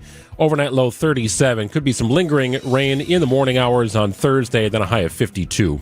It's currently 44 and wet in Milwaukee at 117. Doctor, give me the news. I got a bad case of loving you. Bumping up our weekly wellness check with Dr. Ben Weston, Associate Professor of Emergency Medicine at the Medical College of Wisconsin and Chief Health Policy Advisor for Milwaukee County. Usually on Thursdays about this time. We've got him on a Wednesday today. Hi, Dr. Weston. Hey, how's it going? Doing well. Always in the news is something to do with a disease or something that somebody has in our society. Most recently, I caught this news and I thought it was interesting. Some were looking at Fernando Mendoza, #1 overall draft pick by the Las Vegas Raiders in last week's draft. Well, certainly he's going to be at the draft proceedings in Pittsburgh, right? Walk across the stage. Well, no, Mendoza said, you know what? It would be easier for me and my family if we just stayed at home. Mendoza's mother has MS, was diagnosed nearly 20 years ago. Traveling is not easy for her, so they had a wonderful family gathering. He was able to be there with his mom. But it does sort of bring MS back into the discussion. At the baseline, Dr. Weston, what is it and why could it be so limiting for people? Yeah, so MS, or multiple sclerosis, it's an autoimmune disease where basically our immune system is mistakenly attacking healthy tissues. So in the case of MS, it's this protective covering around the nerve fibers in our brain, in our spinal cord. And what happens is this covering gets damaged. And so the signals from our brain and our spinal cord to our muscles get disrupted. And that's what leads to all sorts of MS symptoms, from physical issues to cognitive changes. It affects almost 1 million people across the United States, and it's actually been increasing over the years as well. I thought about this a lot watching Mendoza's mom during the draft, and then also before that when IU went to the championship. I was just kind of looking at her and how she was sitting there and how she couldn't get up. What do the symptoms of MS feel like for patients? It really depends on the patient. So the onset of symptoms also depends on the patient. It can be over a few days or weeks, or it can be much more gradual over years. Now, it's important to know there's two different types. There's this relapsing remitting. That's the more common type, where it kind of comes and goes. You get these flares followed by periods of recovery that can be months or even years long. And others, it's primary progressive is the other form, which is just it continues to slowly progress. Now, early symptoms can be things like fatigue, numbness, tingling, vision problems, balance problems. But as it goes on, it certainly leads to muscle weakness, difficulty with daily tasks like walking, as well as memory and concentration issues. So I know there's not a cure for MS, but what about treatment options? What sort of advancements have we seen here over the last several years, Dr. Weston? Yeah, certainly there's more treatment than there used to be. It usually focuses on three things. One is managing those flare-ups. Two is slowing the actual progression of the disease. And then three is helping with everyday sort of symptoms. There's lots of different medications, oral, injections, infusions, really trying to keep that immune system in check. And then some people certainly find physical therapy to be helpful, mobility, managing fatigue from MS. But the research is ongoing. There's a lot of new approaches like stem cell therapies, immunotherapies that are certainly showing some early promise. We're talking with Dr. Ben Weston, Chief Health Policy Advisor for Milwaukee County, for a weekly wellness check. Normally have him on Thursdays, but due to the Brewers game tomorrow, he's joining us today. Dr. Weston, pancreatic cancer is one of the hardest cancers to treat and one of the deadliest, but there's a new kind of vaccine which is similar to the mRNA technology used in COVID shots, and it's starting to show some surprising, long-lasting results. Why is pancreatic cancer so difficult to treat? Yeah, pancreatic cancer is a difficult one because the pancreas is located deep in your body. What it does is it helps us digest food, control our blood sugar. The challenge is there's no screening test for pancreatic cancer. That means usually when it's discovered, it's pretty far along, and it's often spread to other organs as well. So treatment options really can be quite limited, and that is why it's one of the leading causes of cancer death in the United States. The 5-year survival rate is just 13%, which is pretty abysmal. So what did researchers discover with this mRNA vaccine study? Yeah, it's interesting. It's a really early clinical trial, and it's small. But what they did is they created this personalized mRNA vaccine. It's targeted to the actual person, to the actual tumor, kind of custom built, but using this mRNA technology. And the tumors then were surgically removed, but then the patients were enrolled in the study to receive their vaccines. And what's exciting is 6 years later, researchers found that about half the patients, remember I said it's a 13% survival, but half the patients who had the response to the vaccine were still alive and were cancer-free. So it suggests that these vaccines may not only treat the cancer, but it might actually prevent it from returning as well. Wow. So in the future, how feasible is it to make personalized vaccines like this widely available? Yeah, I mean, the personalization, of course, takes more time. Specialized labs, probably only in major cancer centers at this point, with lots of coordination as well. Now, it's also important to note this was a really small early stage study, but it's interesting and it leads to more questions and more studies in the future to test this on larger populations and see how effective it really is. Dr. Ben Weston joining us here on WTMJ. I want to ask you, Dr. Weston, switching gears here, about nicotine pouches. These are popping up everywhere. And while smoking is nowhere near as popular as it once was when I was a kid and even in my early adult life, there's still ways for people to get that nicotine fix. Zyn or Velo, there's a bunch of different small nicotine pouches that have become incredibly popular. How do they work? They really have caught on here. Yeah, they have. So these nicotine pouches, they're little packets that you place between your gum and your lip. Now, they're smokeless, so there's no smoke or vapor combustion, but that nicotine gets directly absorbed in the lining of your mouth, and they are getting popular. Over the last few years, sales jumped from about 126 million to more than 800 million just a couple of years ago. And a big part is young users, including teens. These things are easy to use, they're easy to hide.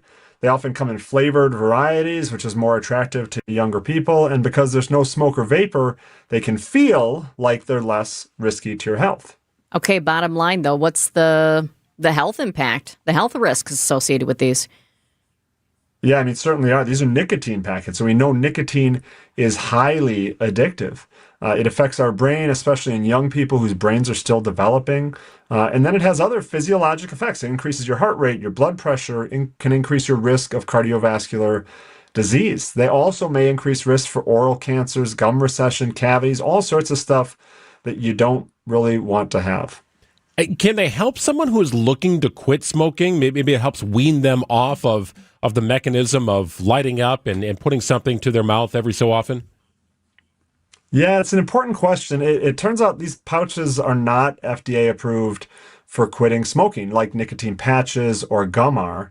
Really, to become a smoking cessation tool to help people to quit smoking, we need a lot more evidence that they actually can help to stop using nicotine altogether, as opposed to just substituting one bad habit potentially for another. And the growing concern is that instead of helping people quit, they may actually be just prolonging that addiction to nicotine and even introducing new users. We talk about all the young people that otherwise wouldn't have used tobacco, but now they have a new kind of entry into tobacco and nicotine. Do people still put a rubber band around their wrists and then when they feel like it's time for a smoke, they pop it? Snap the rubber band? I heard back in the day that used to help. One of many strategies. I will say, though, for people who are looking to quit, there's great resources. 1-800-QUIT-NOW. Or you can text the word READY to 21586, and you can get all sorts of resources on what the best evidence is to help you quit smoking. Never too late to try to stop. It's our weekly wellness check with Dr. Ben Weston. We always appreciate it, Dr. Weston. Thank you. Thanks, Doctor. All right, have a good week. WTMJ News Time now 1:26. We've got news coming up. People hear Horicon Bank and they think local instantaneously. Over the years, was able to help them in their later years when they needed some care. So I would say that was cradle to grave experience for me. We encounter precious moments like this all the time. We have a trust administration department that can help. Our motto is together as a bank and as an organization, and then doing good. There's amazing success stories of small business entrepreneurs who now are multi-million-dollar companies. Horicon Bank, together doing good for 130 years. Member FDIC. Kitchen remodeling projects consistently rank as one of the most valuable improvement projects in your home. I'm Mark Olson with Redo Cabinets, here to tell you that we can transform your kitchen into your vision and save you money. Now is a great time to learn about refacing during our spring sales event. During this event at Redo Cabinets, get premium cabinet facings with plenty of options for color, hardware, style, and accessories. And get free premium countertops with every refacing project. Or payments as low as $195 a month. That's right, $195 a month. Call today and book a free, no-obligation consultation. Redo Cabinets, 414-677-6417. 414-677-6417. That's 414-677-6417. Or visit us at redocabinets.com. That's redocabinets.com. Serving homeowners for over 70 years in Illinois and Wisconsin. Don't replace, reface with Redo Cabinets. Well, tax filing time might have recently had you taking a little closer look at your financial life. That's common to have a little uncertainty about where your financial path is headed. Greg Mansick here for Annex Wealth Management. We have trusted the team at Annex Wealth Management for several years in helping us with a retirement plan and making sure our kids are on track with their college fund. Annex is a fee-only fiduciary, which means they operate in our best interests and your best interests. No sales talk, nothing that you don't need, no pressure from commission agendas, just straightforward advice. It's built around you. Your plan is custom with Annex. Coordinated expertise with a wonderful team. They have CFPs and CFAs and CPAs and PhDs and attorneys all working together to help you as the market shifts. And we know it shifts. It's a volatile world out there. Annex understands this, and they've got you covered. A full, holistic approach to your portfolio starts with Annex Wealth Management. See what they do in person this coming Thursday. In fact, it's tomorrow in Slinger. It's called The Art of Giving, Tax-Savvy Strategies for a Greater Impact. They'll help you discover how to maximize both your charitable impact and tax efficiency. This Thursday, tomorrow, April 30th in Slinger from 6 to 8 at the Aspen Sky Distillery and Winery located in Slinger. You can always start the process online by visiting annexwealth.com. Click on the events tab. You'll get all the information you need and save your spot. Know the difference like we have with Annex Wealth Management. Check out annexwealth.com. WTMJ's Vince Vitrano talking with Dr. Mike Nolte at Orthopedic Associates of Wisconsin. Doc, a lot of people are hesitant to visit a surgeon for spine care. The good news is that the vast majority of patients that I see and the majority of conditions that I can see can be successfully treated without surgery. And I don't want patients to think that just because you're seeing a spine surgeon means that you're going to be signing up for surgery. We talk about in my clinic kind of a plan A, a plan B, and a plan C. Orthopedic Associates of Wisconsin, there is a difference. orthowisconsin.com. Fishing season kicks off this weekend. Are you ready to hit the water? Stop into MW Marine and check out the brand new 2026 Lund, Ranger, and Vexus boats, all powered by Mercury Outboards. Start your boat shopping now and lock in a great deal so you're ready when summer hits. MW Marine takes trades, offers full boat service, plus outdoor storage to keep your rig in top shape. Call now to schedule a private appointment or stop in today. MW Marine. It's 1:30. I'm Greg Matzik. This is Wisconsin's Midday News. Your top story, a toddler dies in an accidental shooting. I'm Jessica Ty. More lead testing for MPS students. Spotty showers throughout the day, mostly cloudy, high of 50 degrees. Tonight, partly cloudy at a low of 37. We should see a little bit of rain on Thursday, then mostly cloudy, high of 50. ABC News, I'm Michelle Franzen. Due to economic concerns with the ongoing war in Iran, including higher oil and gas prices, the Federal Reserve Board voting to keep interest rates unchanged. ABC's Selena Wang is at the Federal Reserve, where outgoing Fed Chair Jerome Powell is about to deliver remarks. Looming over this decision is so many unknown factors, including the ongoing war in Iran, the impact that's had on energy prices, on raising inflation. So they need to contend with whether or not this is a one-time price shock or if this is going to continue to impact the economy over the long term. President Trump says Iran is militarily defeated, even as talks between the U.S. and Iran remain stalled. Iran's regime threatening to retaliate on any U.S. aggression. The president hailing the Supreme Court decision today, limiting a key section of the Voting Rights Act. The conservative majority ruling Louisiana's second majority black congressional district was unconstitutional. Civil rights advocates say it will disenfranchise blacks and minority voters. This is ABC News.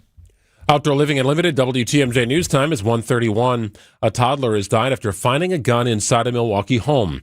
Milwaukee police responded about 11 o'clock this morning near 34th and Walnut on the city's west side. Officers say a 2-year-old got a hold of a gun that fired, hitting the child. The child later died at the hospital. Police arrested a 42-year-old man. Charges are pending. The city of Milwaukee is doing away with a longtime practice in response to recent flooding events. Beginning this fall, people living in the city must start putting leaves in bags for pickup rather than raking them into the street. Public Works Commissioner Gerald Kruschke says it will aim to keep leaves from clogging drains, which did factor into floods this month. I can't say that it wasn't all leaves, but the majority of what we've seen in most of the parts of our neighborhoods were a lot of litter. The least amount of material we can have between the curb lines is a win. DPW is also facing an ongoing workforce shortage, including 270 current vacancies. Kruschke admits it has the department stretched thin. At City Hall, Adam Roberts, WTMJ News. Milwaukee Public Schools hosting 2 more free community lead clinics before the school year ends. Novir Clinical manager Halia Boquist tells WTMJ. It's an easy way that the parents don't have to take their child to another appointment. They don't have to take time off of work to get them there. We're coming into their child's environment, which I think just makes it a little bit easier. And I think being able to provide this service without people being worried about coverage and insurance and stuff, I think is great.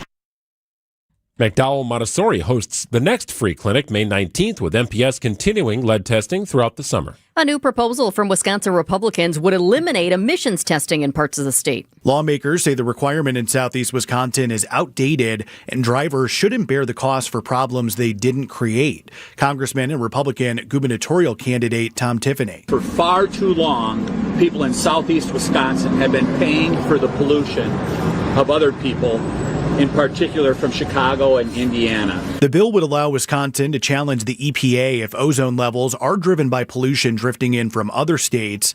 The emissions program has been in place for decades. Any changes would still require federal approval. Neil Doyle, WTMJ News. Wisconsin is investing in its healthcare workforce. Wisconsin Governor Tony Evers announced more than $400,000 in grants to train more than 600 workers to help address ongoing staffing shortages. Two Milwaukee County organizations are getting the largest share. Bell Ambulance will receive $95,000 to train hundreds of frontline responders, and Ascension Columbia St. Mary's Hospital was getting more than $280,000 to launch a new X-ray training program. Healthcare jobs make up more than 15% of Wisconsin's workforce. Nizer Spencer, WTMJ News. Well, how about this? Milwaukee leading the league in stolen bases through the first month? Brewers say that's Brewers baseball. How about that? 1:34 is the time. Sports, traffic, and weather are next. Outdoor Living Unlimited, WTMJ News Time is 1:34. Remember those old commercials that said, "Hey, you got chocolate in my peanut butter"? Oh, yeah. Replace chocolate with memory foam and peanut butter with Coil Springs, and you get a weird tasting candy bar? You get Penny Mustard's exclusive line of double-sided hybrid mattresses. A flippable hybrid mattress with specialty foam and a supportive Coil Spring center. And they're 100% chocolate and peanut butter free. Revolutionary double-sided hybrid mattresses, only at Penny Mustard. PennyMustard.com. So I was talking with another real estate agent who has been in the business even longer than I have, with a couple of other big name companies. He was talking about how it's tough to compete with us because we have good agents and we charge less commission. And he even said that he lost a few listings to us, and it always bothered him because he realized that he was doing everything that we were doing, but he was charging more.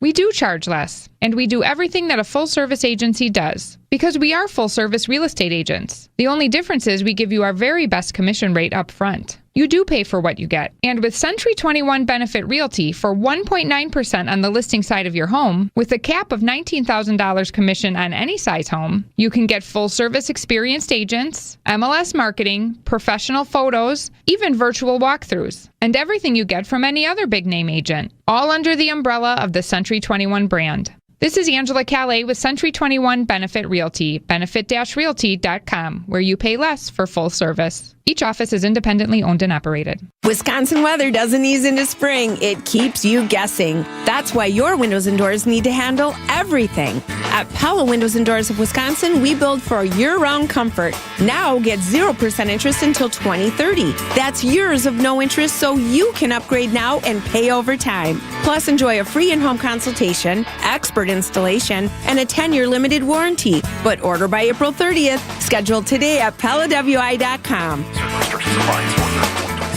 For the ones who get it done, Grainger offers the professional-grade products you need, delivered when and where you need them. Call, click Grainger.com, or just stop by.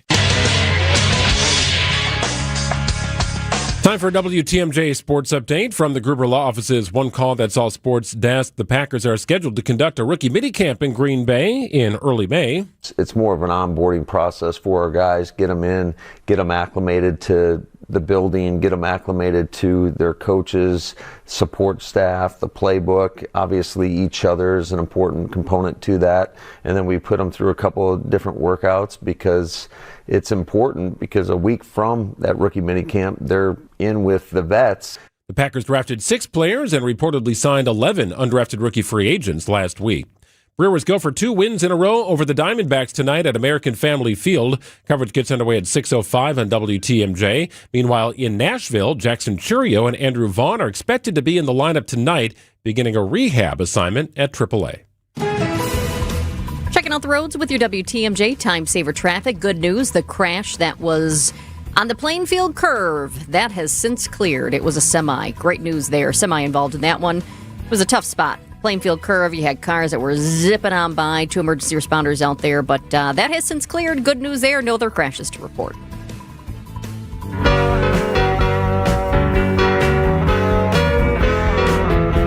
Yeah, wet. That's kind of the word of the day. The initial forecast said a high of 56 today. I'm going to guess we're not going to get there. Let's ask Jacob Montesano, who joins us from TMJ4, our meteorologist. Hi, Jacob. Hey, yeah, it's not going to be a mild one by any stretch of the imagination. The forecasted highs are going to struggle to even hit 50. Yeah, just kind of wet. That's all right. Is it still breezy out there, too? Because I'll tell you what, Jacob, when I was driving into work, I was noticing, I was in the garage, so I didn't actually feel it. But as I was looking, I could see the breeze, and it was taking some of the blossoms, some of the beautiful blossoms that are already on some of our trees. It was whipping them out into the wind and onto the ground, and I thought, oh, that's unfortunate. Well, it's definitely still breezy by the lake. Wind speeds that I've been seeing aren't as bad as you go farther inland, but definitely by the lake, there's winds up to around 15 miles per hour, even getting to 20 miles per hour in some locations. Well, it just kind of led to where we are here today, just sort of a wet day. If you put down a little grass seed over the weekend, which I may have done, this is actually quite nice and get a little fluid into the ground. But we've had so much rain here this month of April, Jacob. I know totals are probably still being calculated, but will this go down as one of the wetter Aprils ever? Oh, it is the wettest April on record for sure for the city of Milwaukee. I don't know the exact data for every individual town, but I'm sure many towns across the viewing area will have seen the same. We actually hit the record for the wettest April in Milwaukee back on April 17th, and we still had, at that point, we had 13 days to go in the month, and still seeing some rain right now, although the rain totals today are certainly not going to be too heavy. It's mostly light showers out there. So we definitely need a chance to dry out. It looks like we're going to get that throughout the rest of the week. I do see you've got the chance for some spotty sprinkles tomorrow, but that doesn't sound too bad. As we look ahead to the weekend, what's on tap? A lot of people have big plans, and they're hoping it stays dry, and maybe the sun pops as well. Yeah, right now it does look like it will get dry towards the end of the week. Kind of each day will have similar temperatures with the rain chance being a little bit less. So small chance of rain tomorrow, a little bit less than today, and then even smaller rain chance Friday compared to tomorrow. And then once we get to Saturday, it does look like we will be dry and sunny, but highs each of the next 4 days through the end of the week will only be around 50.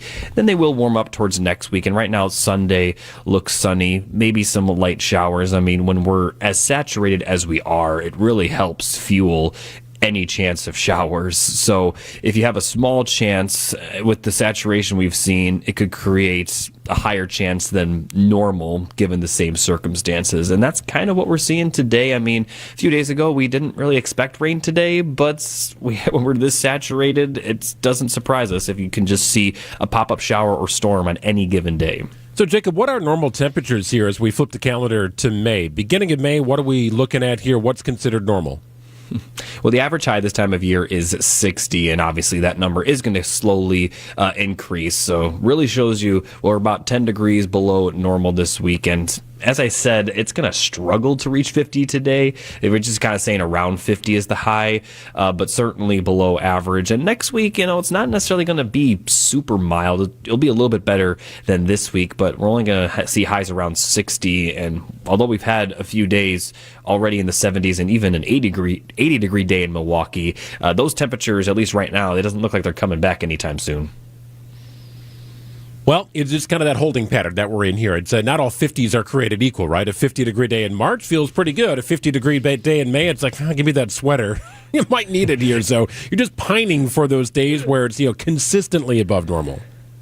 Yeah, you absolutely said it. If this was January, it'd be like, oh, beautiful day out there, high of 50. And then it's like, we're almost May, it's like, oh, high of 50. So it really definitely, when you put it into perspective, it changes it a lot. All right, good stuff, Jacob. We'll check in again soon. Thanks so much. Thank you so much. 1:42 on WTMJ. We continue after this.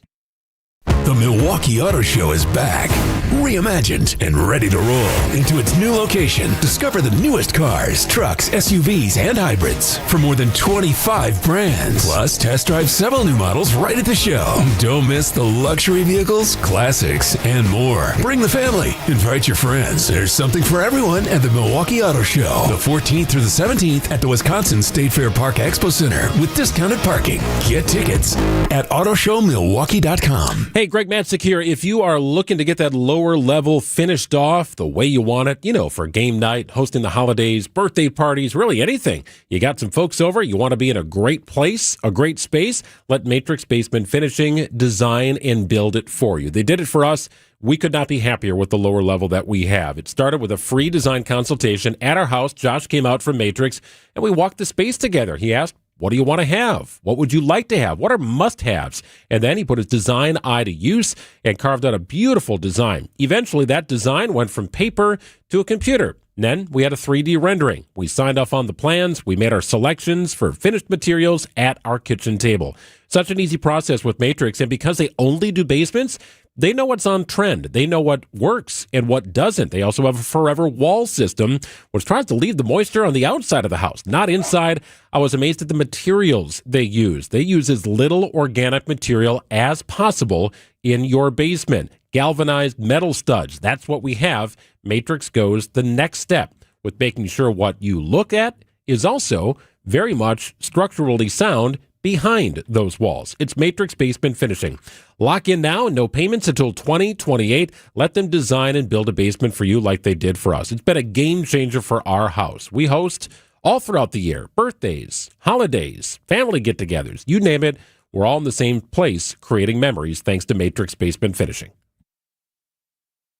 No matter what business you're in, as the #1 SBA lender in Wisconsin, Summit Credit Union helps your vision take shape with loan programs, great rates, and strategic solutions. Awarded the #1 SBA lender by the Small Business Administration of Wisconsin in 2025. After 30 years of doing knee and hip replacements, Dr. Mitchell Scheinkup thought there had to be a better way, and that led him to regenerative medicine. I was one of the first orthopedic surgeons to do it. Now, after 20 years of successful orthobiologic treatments, lots of clinical data, research, and teaching, Dr. Scheinkup is National Medical Director at QC Kinetics. They've done an amazing job of becoming the most significant orthobiologic and regenerative medicine practice in the United States. QC is so far ahead of the game in its science, its protocols, its people, its facilities. So if you have chronic pain from arthritis and you want to avoid drugs and surgery, call the experts in this revolutionary field, QC Kinetics. To give patients real lasting relief from pain, that's what I live for. That's my mission. Get your free consultation now. Call QC Kinetics. Call QC Kinetics, 414-667-5559. That's 414-667-5559. 414-667-5559.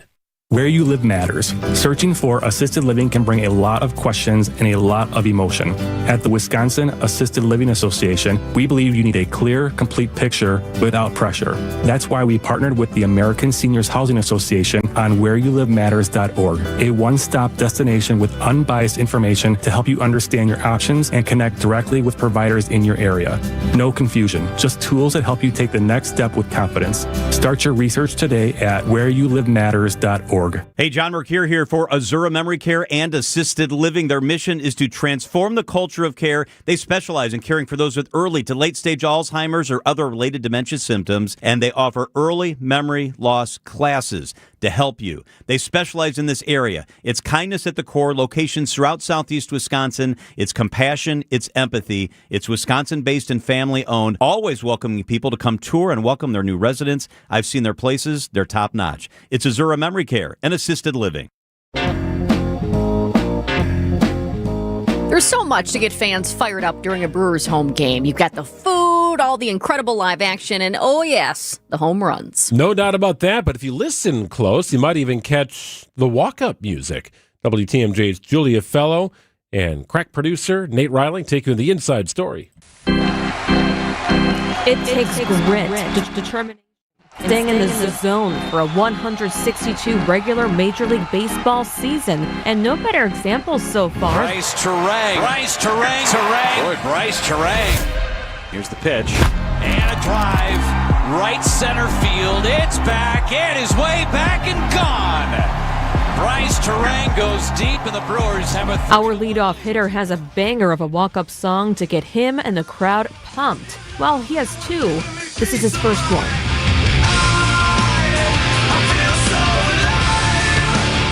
If you think it's just a fluke for a Brewer to have more than one walk-up song, you're wrong. Check out Jackson Chourio. Pitch to Jackson Chourio! Driven! Left center! See you later! Jackson Chourio! It's so fun. And Chourio's a guy, he likes to change his music a lot. Oh, really? A lot. Sometimes, there was a point last season where he had 3 walk-up songs, so I had to wait, which song did I play last at bat? Then have to rotate between the 3 of them. That's your Brewers DJ James Jackson, who is alongside Jamie Patton, Executive Director of Brewers Entertainment. They both share how rewarding it is to give fans a taste of every player's personality. The fans like to hear it because they that's an inside look into to know a player and what they're choosing for their walk-up music, and ultimately bring that home field advantage with music. It is so important for the atmosphere. So I asked, just how specific do our Brewers really get with their walk-up song choice? Very specific. And get this, Jamie Patton let the cat out of the bag.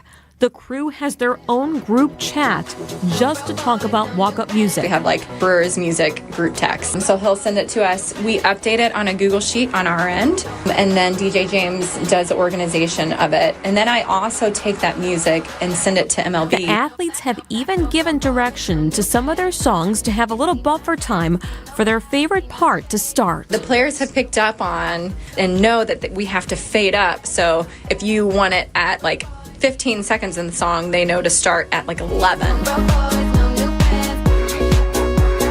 And yes, the pitchers pick their songs too. Last year, Jacob Mizorowski, or The Miz, was this. Here's 1-2. Struck him out swinging at 103. Wow.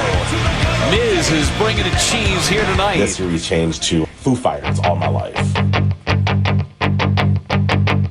Anytime a pitcher comes into the game, a pitching change, if we're in an inning break, you'll see that we'll end it and then play a video of the pitcher that's coming in, and then DJ James makes sure that he plays their song. Wow. And then, of course, for the closer moment as well, it's always their song, and that's a big moment. It's a big moment, yes. Like for Trevor McGill, who has Metallica. McGill straightens up and throws. Swing and a miss. He struck him out, and McGill looks into the Toronto dugout, and here comes John Schneider, the manager. As for Christian Yelich, Yeli's walk-up song has not changed in 8 seasons. Yelich, a high drive, deep right, down the line, fair, and goal! And then there's ones with heart. There's certain parts of the song that, feel good to you or make you feel a certain way. For example, Garrett Mitchell, his song is I'm Still On My Way by Blast, but he wants that to start at the 18-second mark, right when it says I'm still on my way. Swing and fly ball, right center field. It is up, it is gone! Off the top of the wall and out of here! Garrett Mitchell, a go-ahead 2-run home run in the bottom of the 8th inning. And if I had a reason why, it's because he's still in his rookie contract. He's played a few seasons, but unfortunately they have been cut kind of short. But it's kind of like that reminder, hey, I'm still on my way. I'm still here, and I'm still on my way. So there you have it. MLB walk-up songs personalized by the Brew Crew to boost energy, focus, and maybe intimidate opponents as they head onto the field. Or get them off guard, like this one during an exhibition game with Cooper Pratt.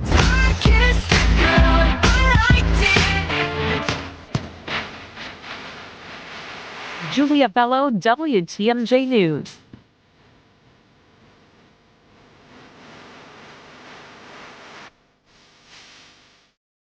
Do you know the secret to losing up to 1 pound of fat every day? At Milwaukee Weight Loss, we know the secret. Our doctor-developed, easy-to-follow weight loss program helps you lose weight fast, naturally and safely, and with no drugs or injections with risk of serious side effects, no prepackaged meals, bars, shakes, and no exercising required. Our program helps reset your metabolism so you can keep the weight off for good with a coach for ongoing support. Our program costs up to half as much and works up to twice as fast as most other programs. Go to MilwaukeeWeightLoss.com to schedule your free consultation. Debbie Loziga here, and I'm so happy with what has been going on with the Milwaukee Weight Loss Program. They've held my hand through everything, and I'm already down over 20 pounds. Many patients lose 20 to 30 pounds in about a month or two. That's about a pound per day. And for limited time, get $200 off with their spring special. Book your free consultation at MilwaukeeWeightLoss.com. That's MilwaukeeWeightLoss.com. Results may vary.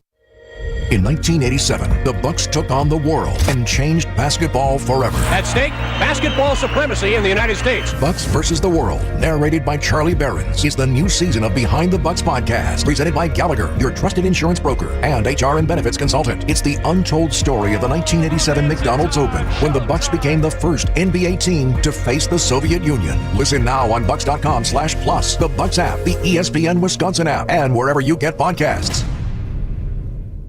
This is WTMJ's Steve Scavini from Point Taken. It's that time of year to recognize the people who go above and beyond for our communities. If you know a first responder, dispatcher, or a healthcare provider who deserves recognition, text SALUTES to 855-616-1620. That's SALUTES, 855-616-1620. Or visit WTMJ.com, submit your nomination. But don't wait, submissions close May 8th. It's Steve Scaffidi's Salute to Service, presented by Waterstone Bank and sponsored by Mission 94. WTMJ, W277CV, and WKTI HD2 Milwaukee. From the Annex Wealth Management Studios, this is News Radio WTMJ, a Good Karma brand station. Well, 1 week from tomorrow, I will be playing 100 holes of golf in honor of the MAC Fund, raising money for the MAC Fund here with the annual Ringer event. I've done it before, and I'm very excited to do it again. They've moved this. This used to be an end of April sort of thing. I'm kind of glad it's not tomorrow. The weather doesn't look all that great, but next week looks a little better. But beyond that, we're raising money for an incredible cause, and I just want to thank all the WTMJ fans and listeners who have not only learned and donated over the years, but been a part of this specific journey that I've been on with the MAC Fund for the last 6 years. This will be my 6th time participating in this incredible event. And it's for such a great cause. Remind people, too, because I just absolutely love the name. It just makes sense. The Ringer, when you hear the kids ringing that bell at the end and they can just have that moment to say, I did it. I beat my cancer. I mean, it gives you the goosebumps when you see it. And so I love the fact that they took that moment and made it a part of this. Yeah, Ringer has nothing to do with my golf ability. None at all, as a matter of fact. No, the name Ringer is very symbolic. It's symbolic of a child going through the unthinkable journey of battling cancer, and then upon completion of a successful childhood cancer or blood disorder treatment protocol, they are really given that opportunity to physically ring the bell. It's a very emotional time, and it celebrates the end to that part of the journey, which is incredibly emotional. So, again, this event has been in the works now for, I guess it's the 9th year, and they've raised over $1.5 million for the fight against childhood cancer and associated blood disorders. And if you want to be a part of this in any way or just learn more about the MAC Fund and what they do, what this event does for the fight against childhood cancer, you could text the word Ringer to our talk and text line. It's 855-616-1620, 855-616-1620. We've got about $4,500 raised so far, which I think is great. The goal is to get $5,000 raised. Awesome. My friends Stephen Watson and Gabe Neitzel will be joining me in our pursuit of raising money, and so our collective goal is closer to $20,000, but my share of that is a little less. So looking forward to a great day, hopefully on the golf course, but ultimately beating childhood cancer once and for all. And you said you did look at the forecast? Because I was looking at the forecast and I thought, okay, we don't really technically have that on our forecast. Yeah, but you can find some forecasts out there on the Google that go pretty far. It's a little far out maybe, but it's looking like temperatures maybe in the upper 50s and no rain, which would be a great day. Take that. It's 1:56. News is coming up.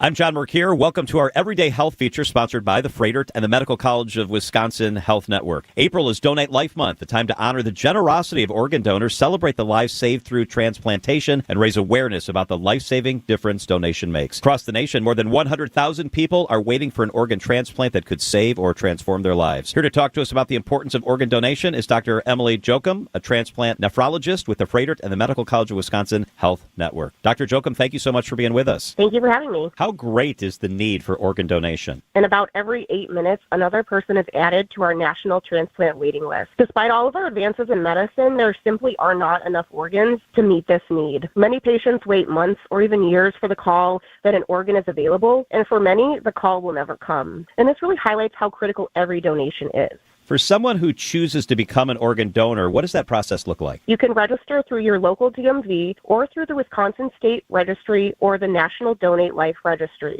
Freighter and MCW patients can actually register through their Freighter and MCW MyChart account. For those who are interested in becoming a living donor, such as donating a kidney, the process begins with a comprehensive health evaluation to ensure that donation is safe for them. Throughout the process, our living donors are supported by our expert care team that is able to answer questions, share options, and fully explain what to expect before, during, and after their donation surgery. For anyone considering organ donation or maybe in need of transplant care, why choose the Freighter and the Medical College of Wisconsin Transplant Center? We are proud to be a nationally recognized leader in transplant care with decades of experience supporting patients across all organ transplant types.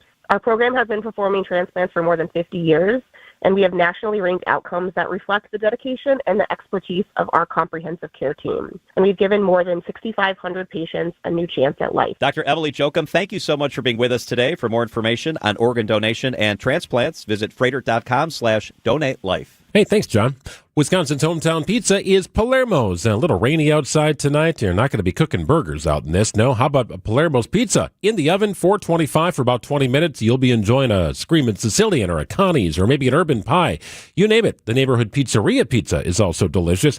Had a Screamin' Sicilian last night. No joke. We were running around 4 different directions, finally back home about 8 o'clock. I hadn't had dinner, neither had my daughter, so it was a pizza in the oven, and it was Palermo's. Pepperoni, loving that. It was made by Palermo's. Wisconsin's hometown pizza is made right here in the state of Wisconsin. 60 years of making the best frozen pizza that you will find. And if you do have to stop off at the store tonight and just head off to the frozen food aisle, you'll find all the different variety of Palermo's pizza. Stock up and save with Palermo's, Wisconsin's hometown pizza. Wisconsin's Morning News is here for you every weekday morning starting at 6 a.m. Vince Petrano. In an overnight session, the U.S. Senate passed a $70 billion spending resolution to fund the Department of Homeland Security. Eric Bilstad. An online extremist network known as 764 is gaining concerning momentum here locally. And traffic with Debbie Lozica. Got some delays southbound on 41, starting from Silver Spring all the way down to Capitol. The news you need to know. Wisconsin's Morning News on WTMJ. Get your rock-solid guaranteed pre-approval to buy at ACCUNET.com.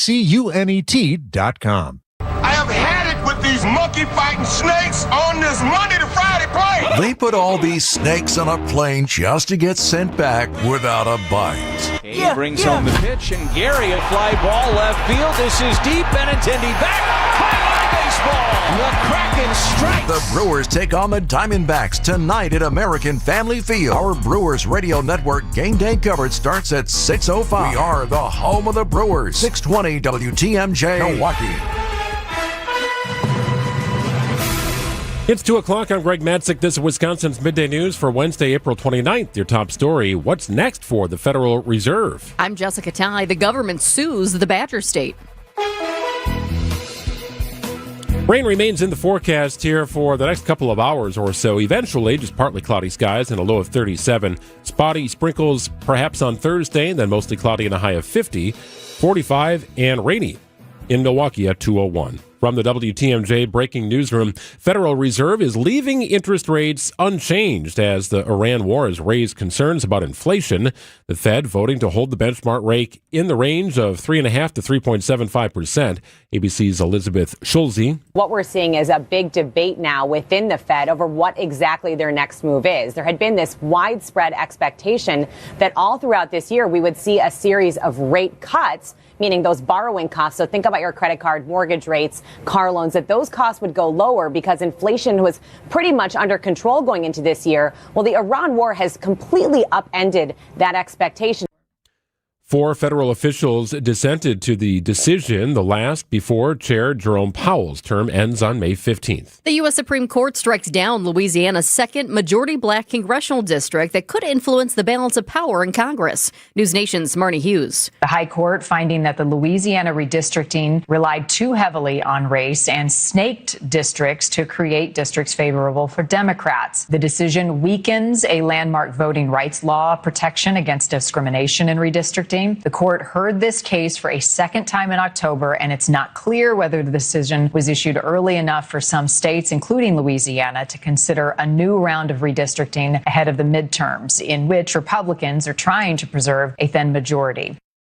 The Voting Rights Act is the main way to challenge racially discriminatory election practices. Federal government is suing Wisconsin after the state targeted online prediction markets. Last week, Wisconsin Attorney General Josh Kaul filed a lawsuit accusing companies like Coinbase and Robinhood of enabling illegal sports betting. The dispute centers on so-called event contracts, where people put money on the outcome of real-world events. Now the Commodity Futures Trading Commission says those platforms are federally regulated financial markets, not gambling. The agency has filed its own lawsuit, arguing Wisconsin is interfering with the federal law. The case could determine who controls these growing markets moving forward. Nazir Spencer, WTMJ News. Employees with Milwaukee Public Schools are set to see a pay bump, and it comes after stalled negotiations. The MPS board approving wage increases for teachers and staff represented by the Milwaukee Teachers Education Association. That includes a 1.5% raise in July, followed by another 1% in January, bringing the total increase to about 2.6% by early 2027.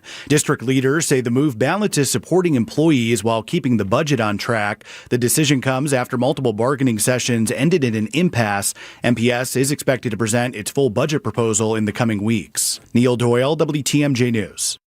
And Milwaukee police need help finding a sexual assault and burglary suspect on Milwaukee's northwest side. The incident happened just before 8:30 the night of April 19th near 50th and Burleigh. Investigators say the armed man allegedly entered a home, sexually assaulted a person, then robbed him before fleeing. He's described as an African-American man between 20 and 30 years old with a slim build. Time for news about your money in the WTMJ Annex Wealth Management Market Update. A lot of red here this afternoon. Still chance to bounce back for the NASDAQ and S&P. Not so much the Dow, which is off about 310 points at 48,827. NASDAQ down about 15 at 24,648. And the S&P off about 10 at 7129. Annex Comprehensive Wealth, Annex Private Client, Annex Ignite, financial planning at every level. For details, visit annexwealth.com. Sports, traffic, and weather are next. Outdoor Living Unlimited WTMJ News Time is 2:04. MW Marine. Fishing season kicks off this weekend. Are you ready to hit the water? Stop into MW Marine and check out the brand new 2026 Lund, Ranger, and Vexus boats, all powered by Mercury Outboards. Start your boat shopping now and lock in a great deal so you're ready when summer hits. MW Marine takes trades, offers full boat service, plus outdoor storage to keep your rig in top shape. Call now to schedule a private appointment or stop in today. MW Marine. Hey, Mother's Day is almost here. Just think how much your mother means to you. WTMJ's John Mercure. I highly recommend the Mother's Day All You Care to Eat brunch at the historic Fox and Hound Supper Club. It's one of the most special family dining events of the year. I love this. It's every dish your mom loves for breakfast, lunch, and dinner, including prime rib and an entire room of desserts. Kids and grandkids under 3, eat for free. Celebrate your mother with a Bloody Mary, a mimosa, or choose from 100 wines from around the world in the 8 old world-style dining rooms. The Fox and Hounds, just off Highway 167 near the Holy Hill Shrine. The spring drive through the Kettle Moraine Forest is spectacular. Wherever you live, it's worth the drive to the Fox and Hounds for the magnificent Mother's Day All You Care to Eat brunch, serving from 9 a.m. to 6, a Top Choice Award winner for Best Sunday Brunch. Bring your mom, bring your grandma, bring your daughters. Google, call, and reserve today. Tables fill quickly. Don't forget your mom. It's the Fox and Hounds. Drafty windows means wasted money. Call Siding Unlimited today for energy-efficient replacement windows and doors and start saving now. For a free estimate and honest price guarantee, go to sidingunlimited.com.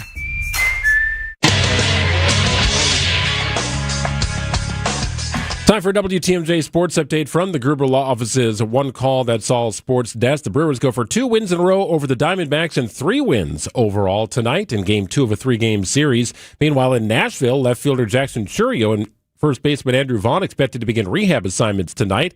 Until they return, you might see a little more of Tyler Black, who was recalled from AAA about a week ago. Well, Tyler's getting comfortable. You know what I mean? He's getting himself, but he's got 5 hits and 4 of them aren't over 50 miles an hour. But I love it that he's getting hits because then the confidence rolls a little bit, and then he can settle in and realize he belongs. Coverage of tonight's game begins at 6:05 on WTMJ. And the NBA is proposing an anti-tanking reform that would expand the lottery to 16 teams beginning in 2027. The proposal would flatten the odds for all teams involved and forbid consecutive top 5 picks or back-to-back number 1 picks. The draft lottery this year will be conducted May 10th. Checking out the roads with your WTMJ Time Saver traffic. We do have a new crash. This is in Waukesha County, not too far from Kelly's Bleachers. Wisconsin 164 North at I-43 North. Right shoulder is blocked due to a crash. I'm going to see, we don't have as many cameras out there, but there is one that's not too far. Let me pull that one up and see. Oh, looks like a tow truck is just pulling up as we speak. Emergency responders are at the scene. Hopefully the injuries aren't too bad. Looks like 2 vehicles involved in this one. It's another construction zone. Not one we talk about as much, but it is in a construction zone. I see the barrels as well. So heads up there. This is a new crash. Popped up just 3 minutes ago. Wisconsin 164 North at I-43 North in Waukesha County. The right shoulder is blocked because of that crash. Traffic is sponsored by Design Exchange in Heartland and Pewaukee. Design Exchange is where discerning buyers with discriminating tastes come to find premium home decor on consignment at 25 to 40% off retail prices in Heartland and Pewaukee. Well, nothing heavy about the rain that's falling. You just can't shake it here. It's coming down from the north. A lot of the state blanketed in green right now. Again, nothing severe, nothing terribly heavy, just sort of present, and it will be for several hours, maybe into the dinner time here.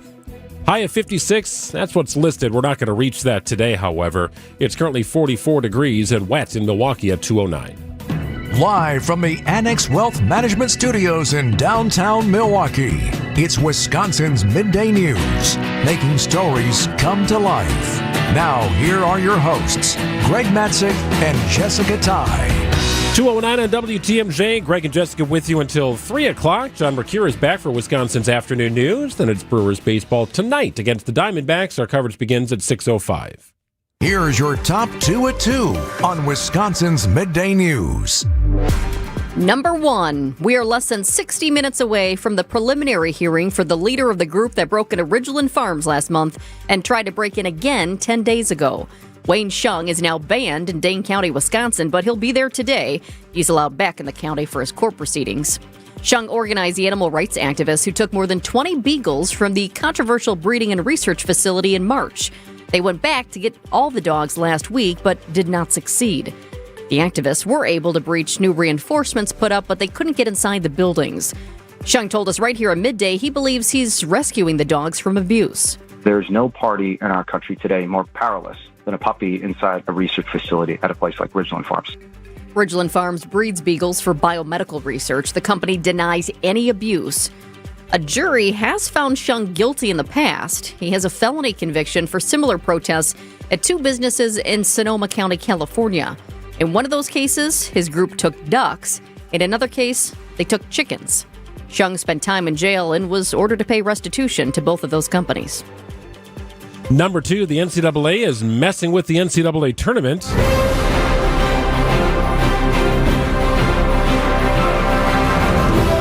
There's been talk about expansion for the NCAA tournament for several years, but the NCAA is moving toward a rather significant expansion of both the men's and women's Division I tournaments as early as 2027, from 68 teams to 76 teams. Men's tournament, expanded to 68 in 2011. This is where the first 4 was first coined. Well, the first 4 consisted of 8 teams and 4 games, with the winners advancing to the 64-team bracket. Now, the new system would increase the first 4 to include 24 teams and 12 games, with the winners, again, advancing to the 64-team bracket. So the look of your bracket will not change. It'll still look like 64 teams, but you're going to have a bunch of teams now trying to qualify for the tournament. It's like a pre-tournament to the tournament. You got to get your way in if you're one of those mediocre or bubble teams that happen every year.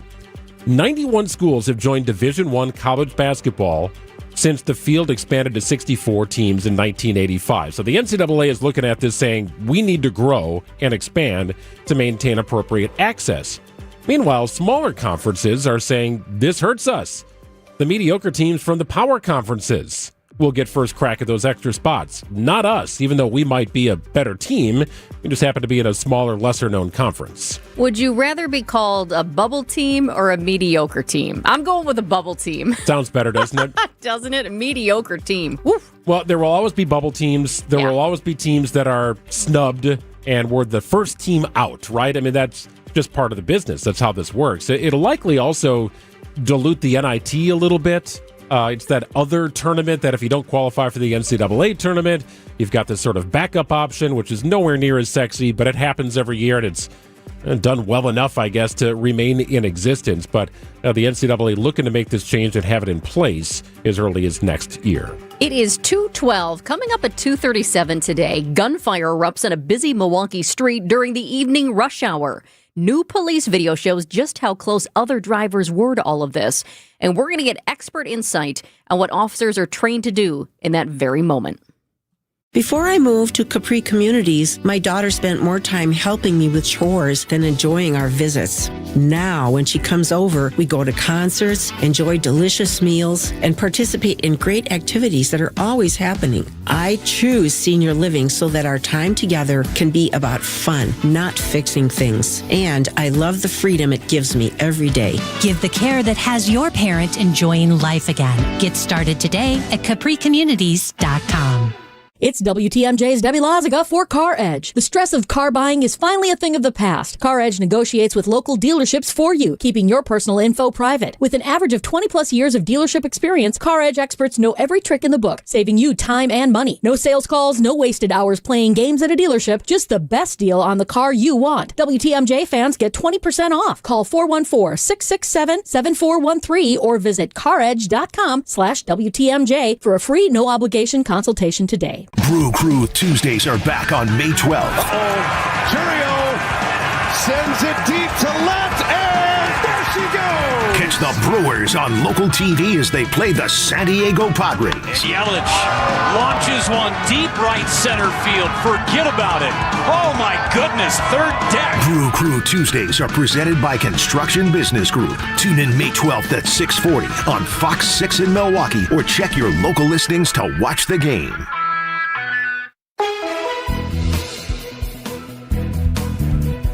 A lot of green on the radar here in Wisconsin, especially the eastern half of Wisconsin. This goes all the way up to Sturgeon Bay and so on down through Kenosha. Eventually, this will fizzle out. It's going to take some time, though.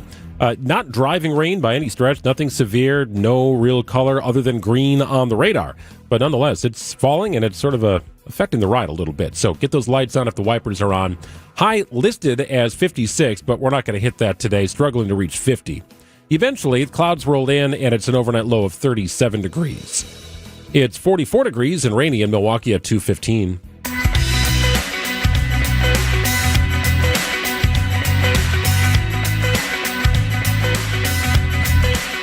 All right, Greg, did you sleep well last night? I did, as a matter of fact, yes. Great. Oh, that's so nice. It made me feel good for you, just hearing you say that. I typically do. Of all the family members in the Matzik household, I'd say my wife and my oldest daughter probably have the most inconsistent sleep, and I would say myself and my youngest daughter are logs. You got to nudge us.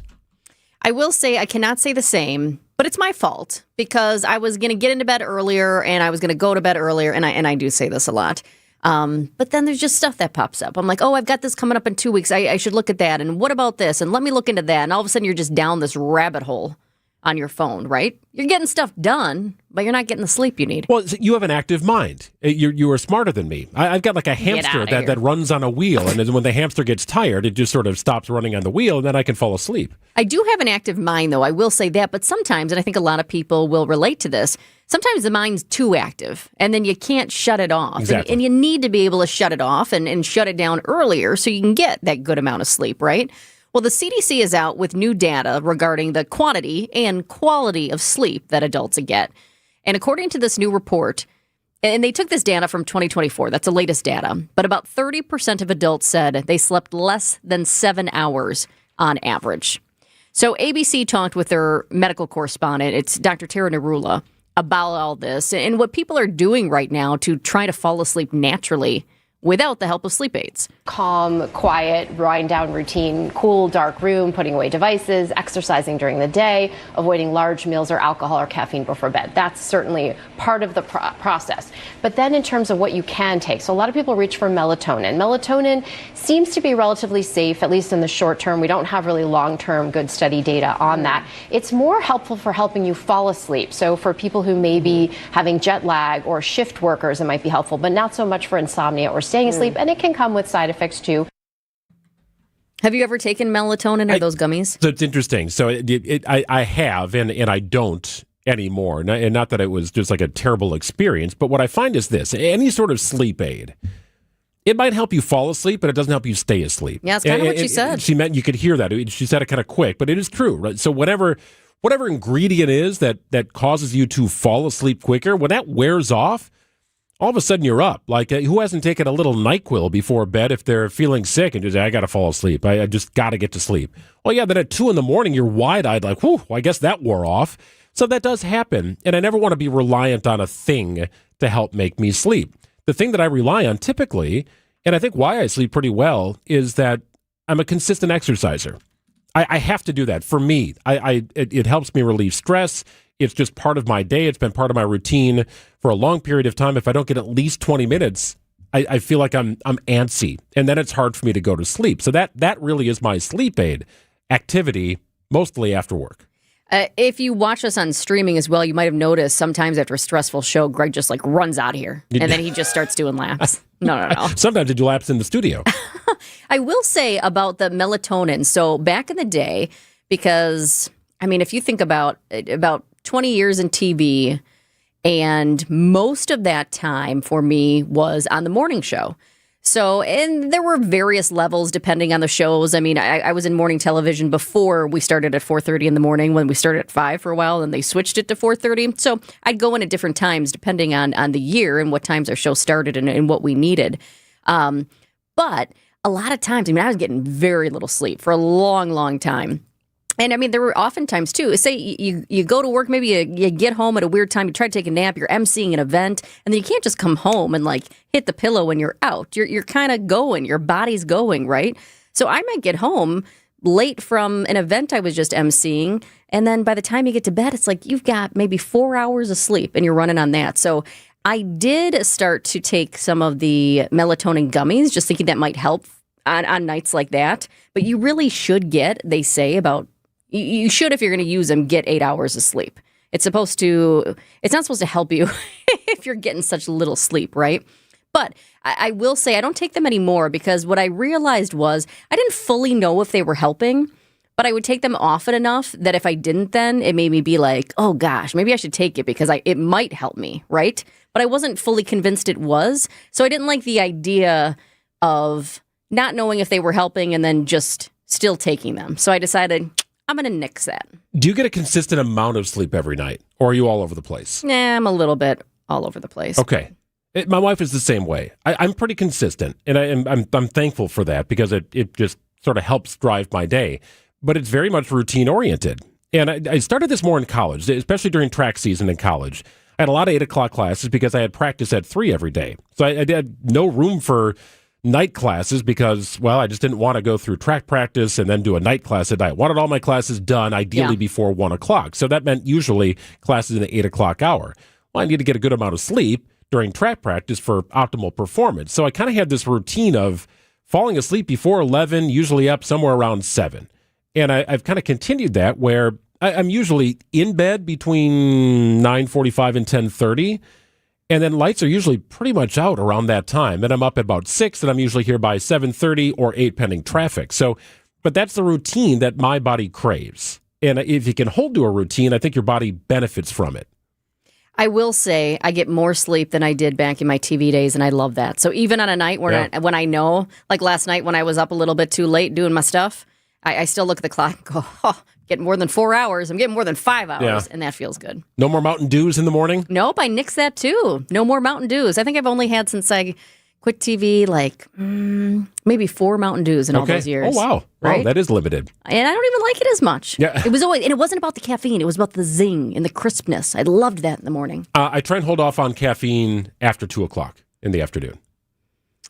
Before that, with a cup of coffee, I'm good. After 2 o'clock, I'm going to struggle to sleep that night. Oh yeah. See, I feel like I used to be able to have a Mountain Dew and then still fall asleep. It didn't impact me much. It's 2:21 on WTMJ. Hope you sleep well tonight. Welcome back to Ask Hasselus. Have you seen my husband? No. He's hot.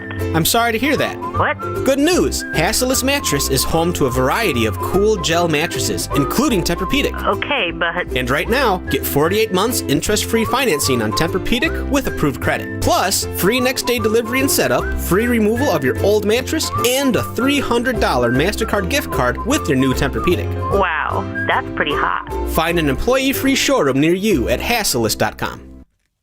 If you've been hurt in an accident, it's one call you need to make. Greg Manzik here reminding you to call Gruber Law Offices or visit them online at gruber-law.com. If you've been hurt in an accident, the folks at Gruber know how to fight your case for you while you focus on healing. A large and powerful team, 30-plus attorneys, and family values here with Gruber, right here in southeastern Wisconsin, serving the people in the state of Wisconsin for 40 years. Think about that.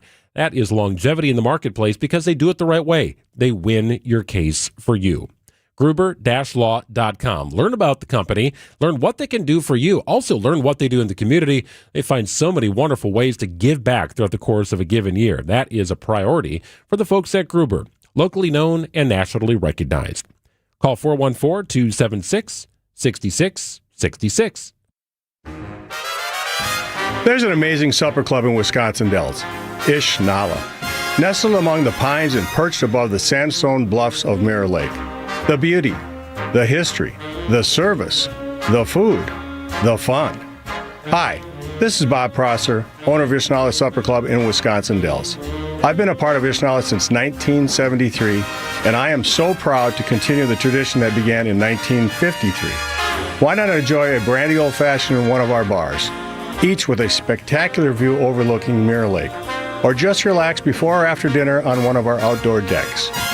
Our Ishnala chefs have prepared your favorites: 24-ounce ribeye, cold water lobster tails, North Atlantic salmon, and of course, Ishnala's roast duck.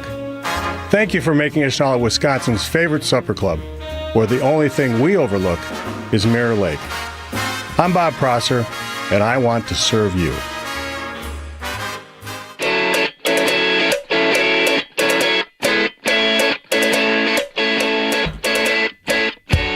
All right, so full disclosure, sometimes we look for kickers here. A kicker is like, I only got a couple minutes left. We got to get to news. We don't have a ton of time, but we want to get something entertaining. A little light. Right, and sometimes the headline on our CBS Wire or ABC News Wire will sort of trip our trigger. The headline only says monkey and anteater. So I thought, well, this is what our kicker is going to be. That's right up your alley. You know it. CBS's Stacey Lynn reports on a rather unusual friendship at the Budapest Zoo in Hungary. A tiny endangered monkey and a giant anteater have become BFFs. The monkey is a golden-headed lion tamarin named Bosny. She was confiscated from smugglers and was brought to the zoo. This species usually lives in family groups, but there are no other tamarins there. So she quickly became attached to Ricardo. He's a South American tamandua anteater nearly 20 times her size.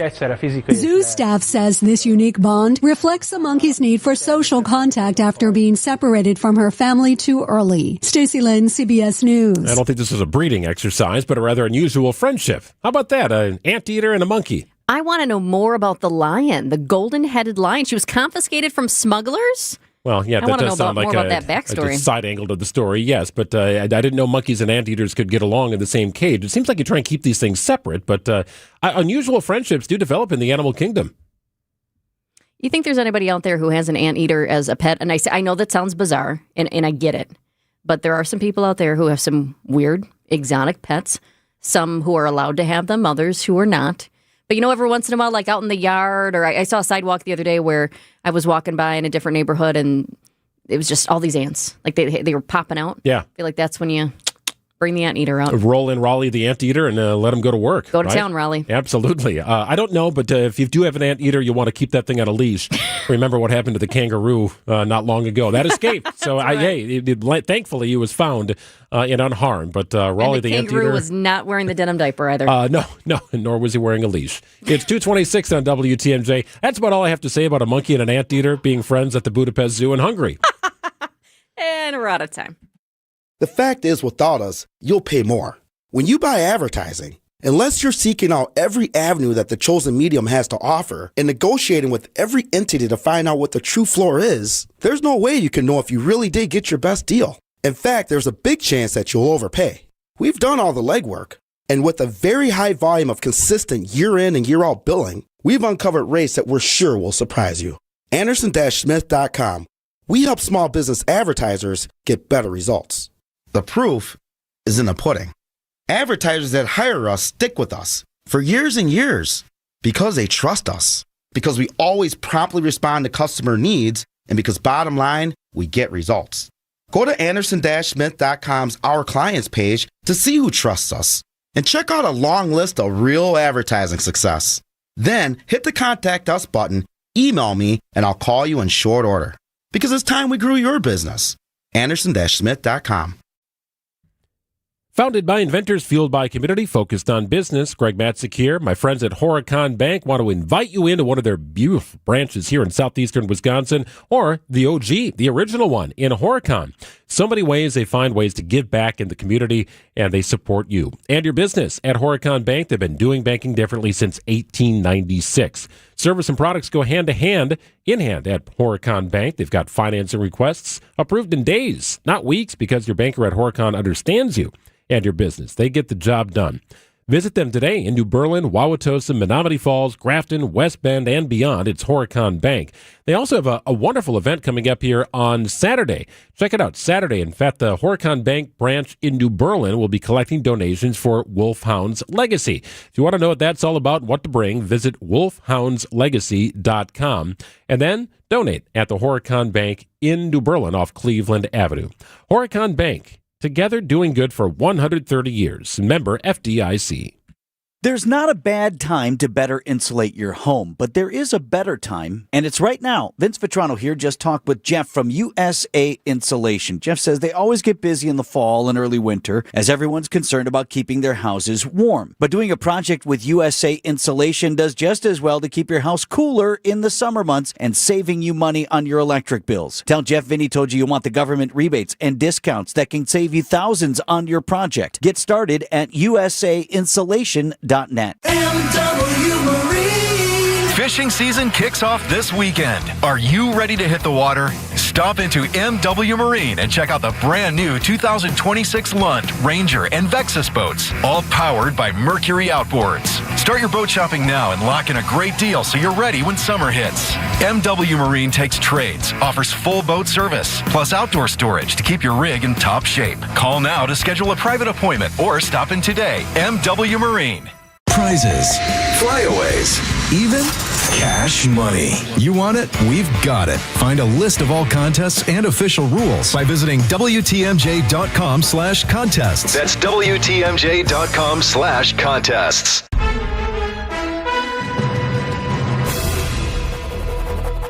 It's 2:30. I'm Greg Matzik. This is Wisconsin's Midday News for Wednesday, April 29th. Your top story: changes coming to prevent flooding in Milwaukee. I'm Jessica Ty. A former high school dean gets prison time. Rain eventually works its way out of the area. Then partly cloudy and a low of 37. It's currently 45 and wet in Milwaukee.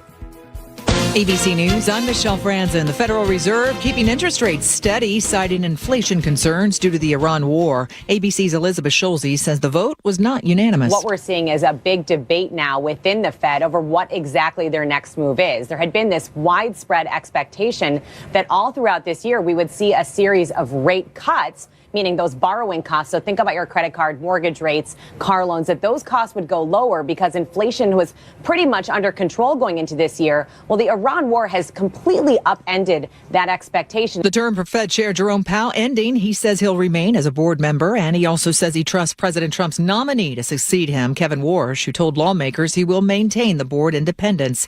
He still has to be confirmed. The Supreme Court issued a landmark ruling limiting a key section of the Voting Rights Act. The court ruling the Louisiana 2nd majority black congressional district was unconstitutional. This is ABC News. Outdoor Living Unlimited WTMJ News time is 2:31. Milwaukee's infrastructure leaders face serious challenges after multiple serious flooding events over the past year.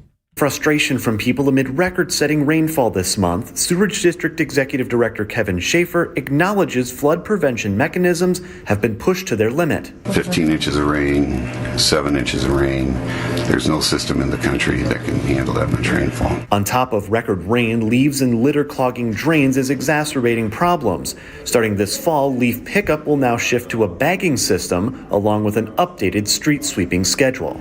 At City Hall, Adam Roberts, WTMJ News. Wisconsin is taking the next step to seek federal disaster aid after recent storms. Governor Tony Evers is requesting FEMA to conduct a preliminary damage assessment following widespread storm damage across the state. Officials say early estimates suggest the damage could exceed Wisconsin's ability to recover without federal help.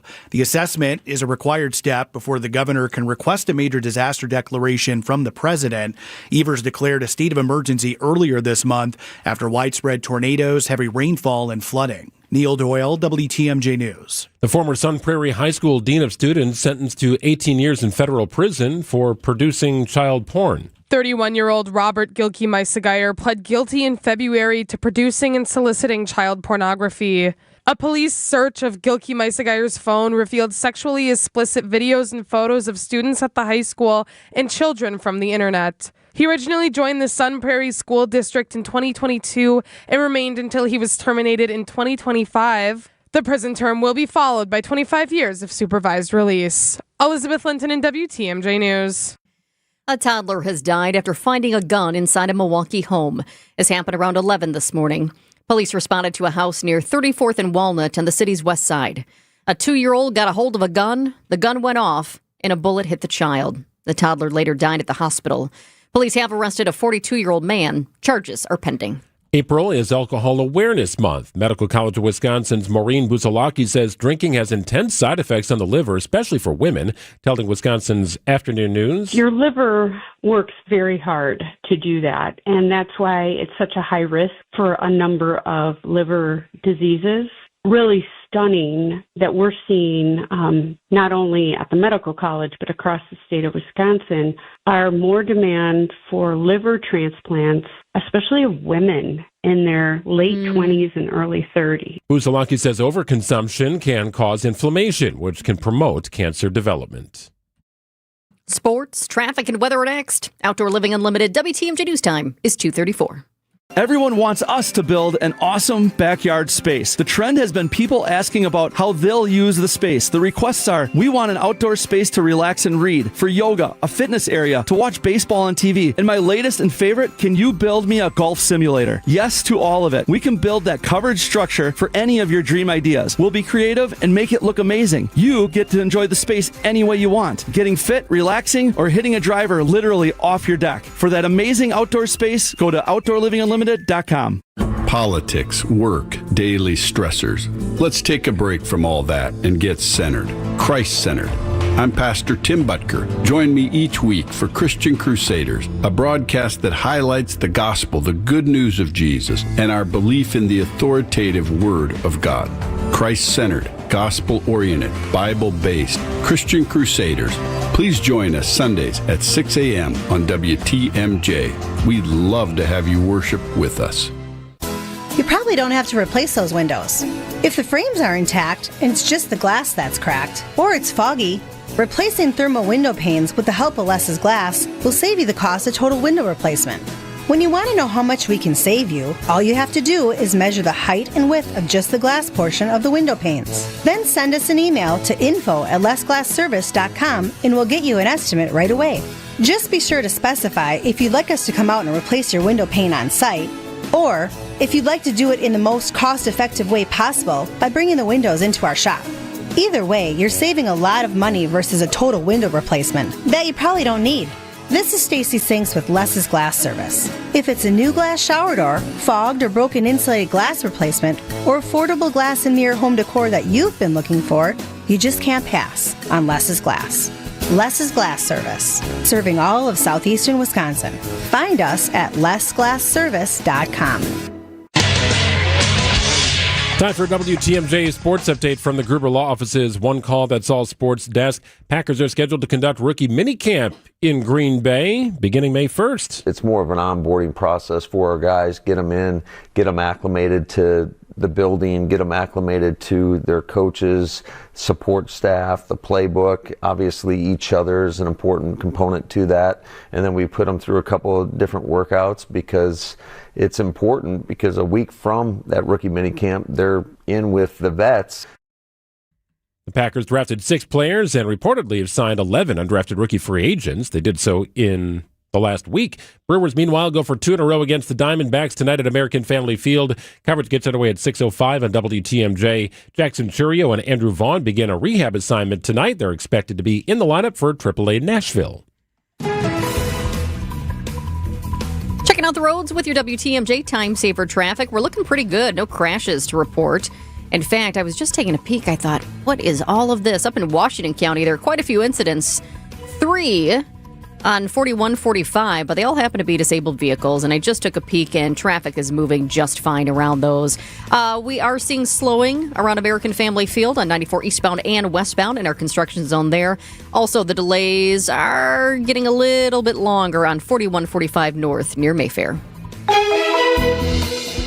Rain hanging around here for another few hours. Eventually, clouds will be in the forecast and an overnight low of 37 degrees. Could see some morning rain on Thursday with a high of 52.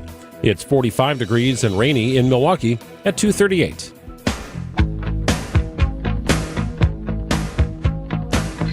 The Milwaukee Police Department has released new body cam and squad video showing an officer-involved shooting this month tied to a homicide investigation. The shooting happened about 2 weeks ago at 35th and National. The road was busy. It was rush hour. Innocent drivers headed home from work were caught in the middle. We have the video streaming right now. You can text WATCH to the WTMJ Talk and Text line to see it. That's WATCH to 855-616-1620. This all happened very quickly. In fact, listen to this. There's less than 25 seconds from when the suspect's car crashes during the pursuit to when the first shots were fired. Crash. He hit his car pretty good. Oh, he's losing control. He's crashing. Crash. Need more squads. 10-50.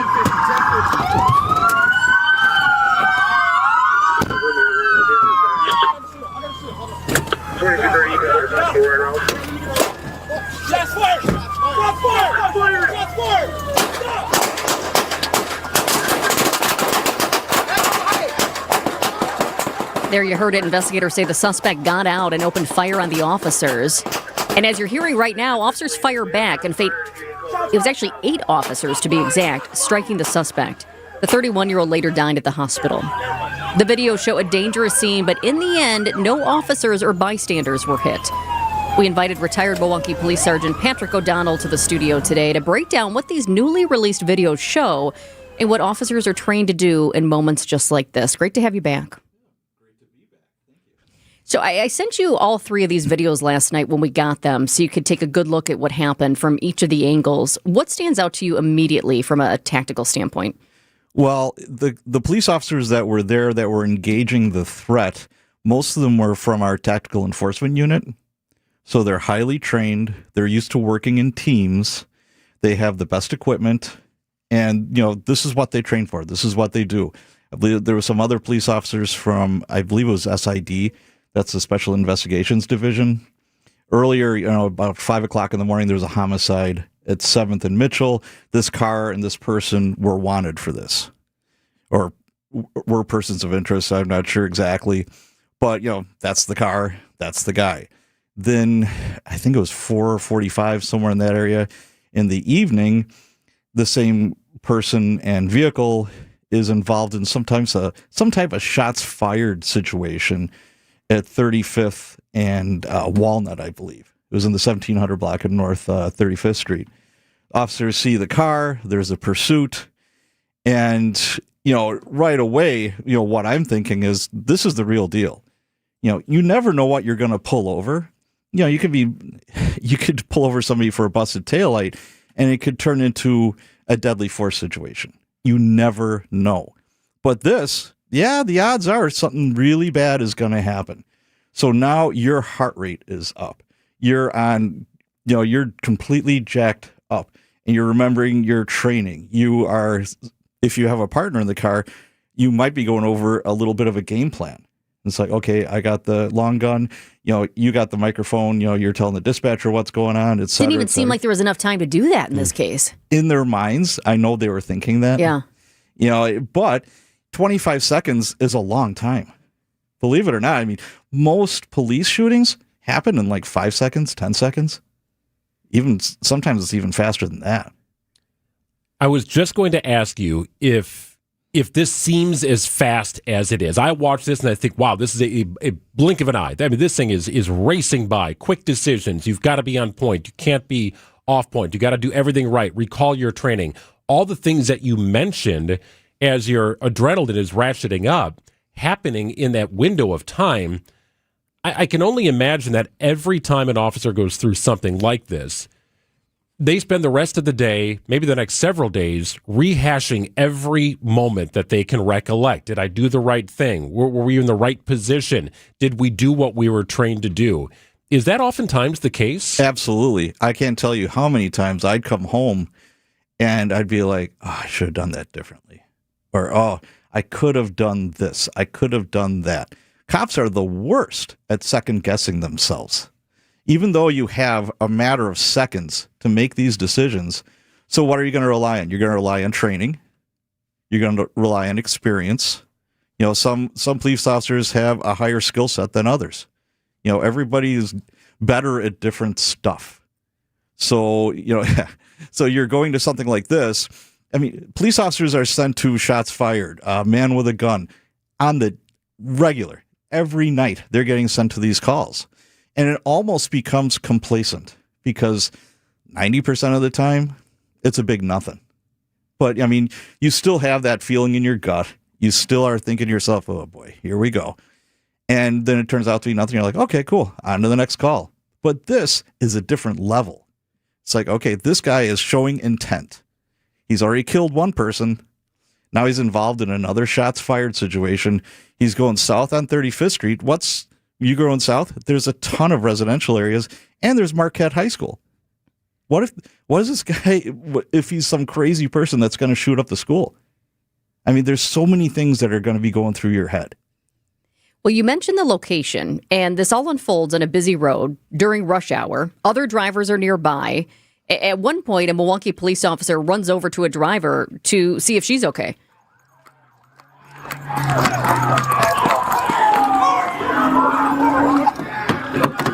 Get down. Are you okay? Are you okay? Get back. Are you okay? Anyone else in the car? Okay, get out. Get back. I just thought the fear that woman and all the other drivers must have had to be intense. How does the fact that this is a busy road and there are other drivers stuck right there in the middle play into the officer's real-time decision-making? It's tough because obviously you don't want to harm a citizen or another police officer. I mean, you could have a blue-on-blue situation very quickly because, like I said before, you might have a bunch of guys that are on our tactical enforcement unit. They're used to training with each other. They have a skill set. Or you might have cops that aren't integrated in this world. I mean, they have basic, firearms, tactics, etc., but they're not practicing every day. They're not doing that every day. So you have a mix of all these different cops. And what really stuck out in my mind is, what a hero. Think about it. It's like, first off, these guys are running towards gunfire. Your first instinct is to run the other direction if somebody's shooting a gun at you. But these police officers overcome that. And I can't tell you how many times myself, my cops, etc., there's somebody's shooting a gun off. We're running at it, hopefully tactically, while everyone else is running away. So you got to give kudos to the coppers that are on that scene. And what are they doing? They're risking their lives for people they have no clue who they are. They've never met these people before. This guy, one police officer is helping that lady out of her car. He doesn't know her. He doesn't know her story. Does she hate the cops? Does she love the cops? It doesn't matter. You got a job to do. So what's your job? You're going to, number one, public safety. You got to get them out of the situation as best as you can while facing the threat. It's a very populated area, too, right? You mentioned 35th and National, not too far from Marquette University High School. The incident began with a pursuit. Based upon your experience with MPD, and there's been a lot of changes in pursuit policies, I think, over the years, is there specific criteria for when you are in a more populated area like that versus an area that might be a little bit more rural? Absolutely. And the things you have to think of is, okay, is this 5 o'clock in the evening at rush hour? Or is this 3:30 in the morning when there's nobody around? There's checks and balances for all of this. And it's risk and reward, right? It's like, okay, what's the greater good? I've got a guy who has proven that he is unhinged. He's killed one person. Now he's firing a gun off somewhere else. If you just let that car go and you kill somebody else, God help you if you're the cop. And it's like, you could have prevented that. Why didn't you stop him, officer? Et cetera, et cetera. Instead of, it's like, yeah, I'm going to choose to pursue into this crowd. Nothing is perfect. Unfortunately, cops have to operate in the gray all the time. There's nothing black and white about any of this. There are rules and regulations. It's like, okay, time of day, traffic. What's the offense? We know this guy has killed someone. We know this guy just got done popping off rounds at a different location compared to he blew a stop sign. Okay, different threat level or the threat to the community, even though I've gotten more than one homicide suspect from a blown stop sign, an equipment violation. They're running for a reason. You talked about officers running towards the gunfire. Listen to this. Hey, get on the ground! His hands are up! His hands are up! And I thought this was also important, this part right here. And I'm curious about what the thought process is for this. Secure that pistol. Secure the pistol. Get him. Secure the pistol. Secure the pistol. Because at one point, police want that gun out of that man's hands. Right. Just because somebody is down doesn't mean they're no longer a threat. I've seen crazy stuff in 25 years where you think somebody is done and they're not. You don't want them grabbing another gun. Or how about somebody in the crowd? Either it's like, oh, cool, a free gun. There's plenty of criminals just roaming the streets of Milwaukee. So it's like, okay, I got to secure that gun. Or is there another person in that car? All of our focus is on the guy who comes out of the car, crashes, comes out of the car, and now he's popping rounds off at the cops. Of course, the cops are going to be laser focused on this threat. Okay, now you also have to think about, it's a car. What if somebody's laying on the back seat and they're going to pop up and start popping rounds off at you or at citizens? There's so much stuff going on here. It's a large number of officers to be involved in an officer-involved shooting. I don't know the exact number, but times that we've reported and discussed officer-involved shootings, I don't ever remember 8 officers returning fire. You brought up tactically trying to treat the situation. The first thing that pops into my mind is 8 officers returning fires, crossfire, right? You're chasing after an individual, trying not to get in each other's way as shots are being fired. That goes again to your level of training and tactics, right? I mean, it might be easy for one to get ahead of the other, and all of a sudden a crossfire bullet is struck. If you notice in one of those videos, there is a team of, I think, about 3 or 4 police officers, and they have a shield. Yes. They're on the west side of the bridge, walking south, engaging the threat. Then you've got like 3 or 4 other cops that are in a different vehicle, and they're flanking around. And I know, in their heads, they're thinking to themselves, we're trying to get a decent angle where it's not just the threat, but what's behind that threat. So that's going on in their minds, and it's like, okay, this is immediate, and I don't want to hit another cop. You can't have a row of 20 cops in one single file all shooting in the same direction. That's not going to work. So I saw there's a flanking maneuver, and they're also putting their lives in jeopardy trying to get citizens out of this whole situation without just completely disregarding their own safety. Yeah, it is amazing when you watch these videos that no officers or bystanders, any of these other drivers, were hit, without a doubt. That is Patrick O'Donnell, retired police sergeant with the Milwaukee Police Department. You were with the Milwaukee Police Department for 25 years. By the way, we're running out of time here. Got less than a minute, but I wanted to ask you, because I think the last time we had you on, you were just about to release your new book. Now it's out. How's it going? Here it is. Oh, there it is. Here you go. It's called Police Stories, The Rookie Years. It's going to be a series. It's 34 chapters of 34 different police stories from when I was on the street. And he has stories. If you missed our interview with him last time, he has stories, and you can check that out on Wisconsin's Midday News podcast. Patrick, thanks so much for joining us. Thank you. It's 2:52. Leather has a lot of natural characteristic in it. Ben and Arvid from Penny Mustard Furnishings. The leather suppliers disclaim this leather is going to have bug bites, it's going to have maybe barbed wire marks, what have you. Branding, there's brands and a lot of the leather that comes from certainly out west. Right, where they're still branding cattle. Where they're still branding cattle will have branding marks in it. I love that in leather. When I see a leather sofa that has natural markings in it, I absolutely love that. PennyMustard.com. That leather lives on for a long, long time in a piece of furniture. Right. Why'd I go to the doctor?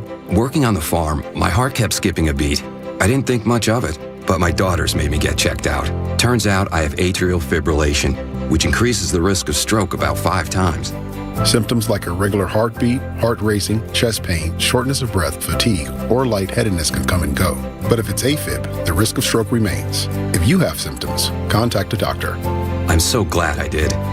Visit notimetowait.com. Sponsored by Bristol Myers Squibb and Pfizer. Thinking about starting your GLP-1 journey? Go to orderlymeds.com/radio. Get access to proven GLP-1 medications, licensed providers, and a plan built for real life. All online. No guesswork, no wasted time. Just real people, real answers, real momentum, and support that actually lasts. Join thousands already seeing results. Start now at orderlymeds.com/radio. orderlymeds.com/radio. Individual results may vary, not medical advice. Eligibility required. See site for details. Wisconsin's Morning News is here for you every weekday morning starting at 6 a.m.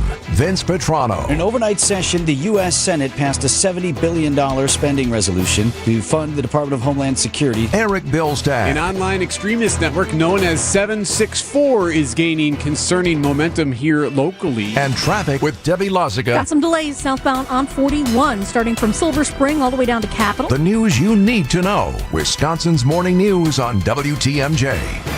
Hey everybody, Debbie Loziga here for Comfort Awnings. This year, reclaim your outdoor space like I did. Having the option to extend our awning when that summer sun gets too hot or when it's raining has been a game changer and allows my dogs, husband, and me to enjoy our patio every season. Comfort Awnings is now offering their biggest promo ever. Get up to $1,000 off any awning or screen. That's right, start spring off right and get 10% off up to $1,000 until the end of the month. Call 414-AWNINGS or visit comfortawnings.com to learn more. Rain hanging out for a little while longer. Eventually, it should be out and over Lake Michigan, maybe even just fizzling apart as it gets to Lake Michigan. Over that low 37 degrees, tomorrow's high 52. Might be some morning sprinkles. It's 45 and rainy in Milwaukee at 2:54. Out of time here on the program. If you missed any bit of the program, check out Wisconsin's Midday News podcast, built by Siding Unlimited. Wherever you get your podcasts, you can find us, subscribe, and take us with you wherever you go. You can also check us out on YouTube. Hop into our studio each and every day. Watch the program. That's right. It's not just radio here. You can watch us.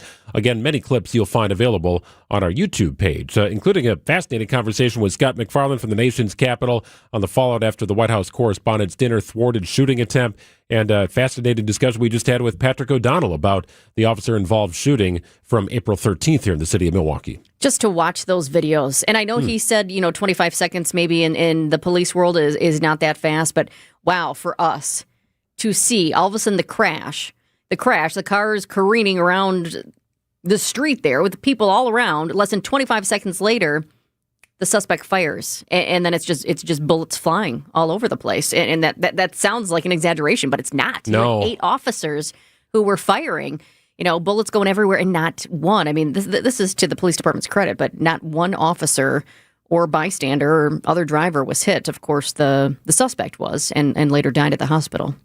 Out of time in the program right now. Check out the podcast page for anything you may have missed today or previous days. Wisconsin's Afternoon News begins after this. For growing businesses, digital marketing shouldn't be a gamble. If your business needs results, not guesswork, it's time for a different approach. At Margle Media, we deliver real results for businesses in an evolving digital world.